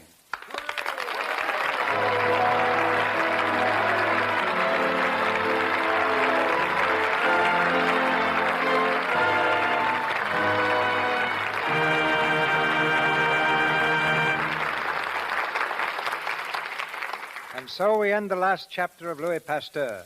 Paul Muni, however, returns to us in a few moments. There sits a king in Hollywood whose scepter is a pencil and whose subjects are women the world over.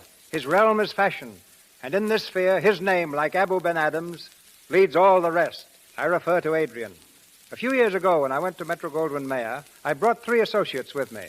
Mitchell Lyson, now a Paramount director, Joel McRae, now a United Artists star, and Adrian. And there he's remained, dictating styles by designing clothes for such fashion pacers as Greta Garbo, Joan Crawford, Jeanette MacDonald, Myrna Loy, and Norma Shearer. Ladies and gentlemen, Adrian.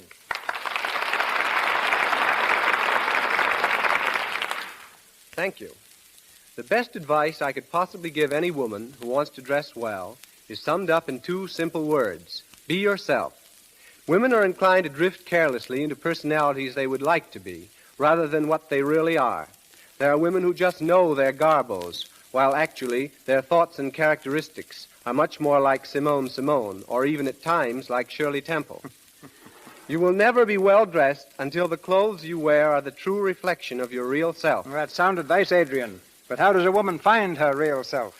By observing herself intelligently and by dropping all insincerity. Women have acquired many affectations through years of confused associations. When they can push all that aside, they will see themselves simply, they will dress simply, look smart, and be attractive. Is it your opinion, then, that women should not be influenced by what they see on the screen? Only if they're smart enough to realize that many gowns in motion pictures are designed solely for dramatic purposes and may be quite ridiculous in real life. Well, it's all very well to tell women that proper dress will do wonders for them. But suppose they don't have a great deal of money or a great deal of beauty. What then? Well, frankly, Mr. DeMille, a lack of money can be a distinct advantage. Women who must watch their budgets are much more apt to show better taste because their dresses must be more conservative for all-round wear. As for good looks, the women who lead fashion are rarely beauties. Girls like Joan Crawford, Greta Garbo, Carole Lombard, Kay Francis are not pretty from the accepted magazine cover standard, but they use their heads and are constantly doing the unexpected in their dress. The 3 most important pictures you've worked on recently, Adrian, are Parnell with Myrna Loy, Maytime with Jeanette MacDonald, and Camille with Greta Garbo. Do you expect these pictures to set any new style trends? Well, each is a costume film of about the same period. It may be that next spring you'll see ladies wearing bonnets like Garbo's, but they'll be dashing rather than prim. Dresses may have a bit of a bustle, and I wouldn't be surprised if shawls are worn next summer over evening gowns. I'm only guessing now, and that's a good signal to call a halt. I hope I've been as much help to the women in our audience as Lux Flakes are in protecting our wardrobe at MGM. Thank you. Good night, Adrian. Good night. And now tonight's star, ladies and gentlemen, Paul Muni. Thank you, Mr. DeMille. There's no character I've enjoyed portraying more than that of Louis Pasteur. When we stop to think what this lone man contributed to society, it makes the best of us feel a little insignificant and useless. Mr. Muni, now that The Good Earth is almost finished, what do you plan to do next? Well, I have 2 pictures to make. Escadrille for RKO, together with Miriam Hopkins. And then The Truth is on the March for Warner Brothers. The latter is based on the unforgettable document of Emile Zola's book, I Accuse. I'd like to talk more if I thought I had something really interesting to say, but I'm what is known as poor copy. However, I do want to say how much enjoyment the Lux Radio Theatre has given me, both as a listener and a performer. Good night. Good night, Mr. Muni. Next week, the Lux Radio Theatre brings you Loretta Young, our play Polly of the Circus, famous on the stage and twice a hit in motion pictures. Our sponsors, the makers of Lux Flakes, join me in inviting you to be with us again next Monday night when the Lux Radio Theatre presents Loretta Young and Polly of the Circus with James Gleason. This is Cecil B. DeMille saying good night to you from Hollywood. This is the Columbia Broadcasting System.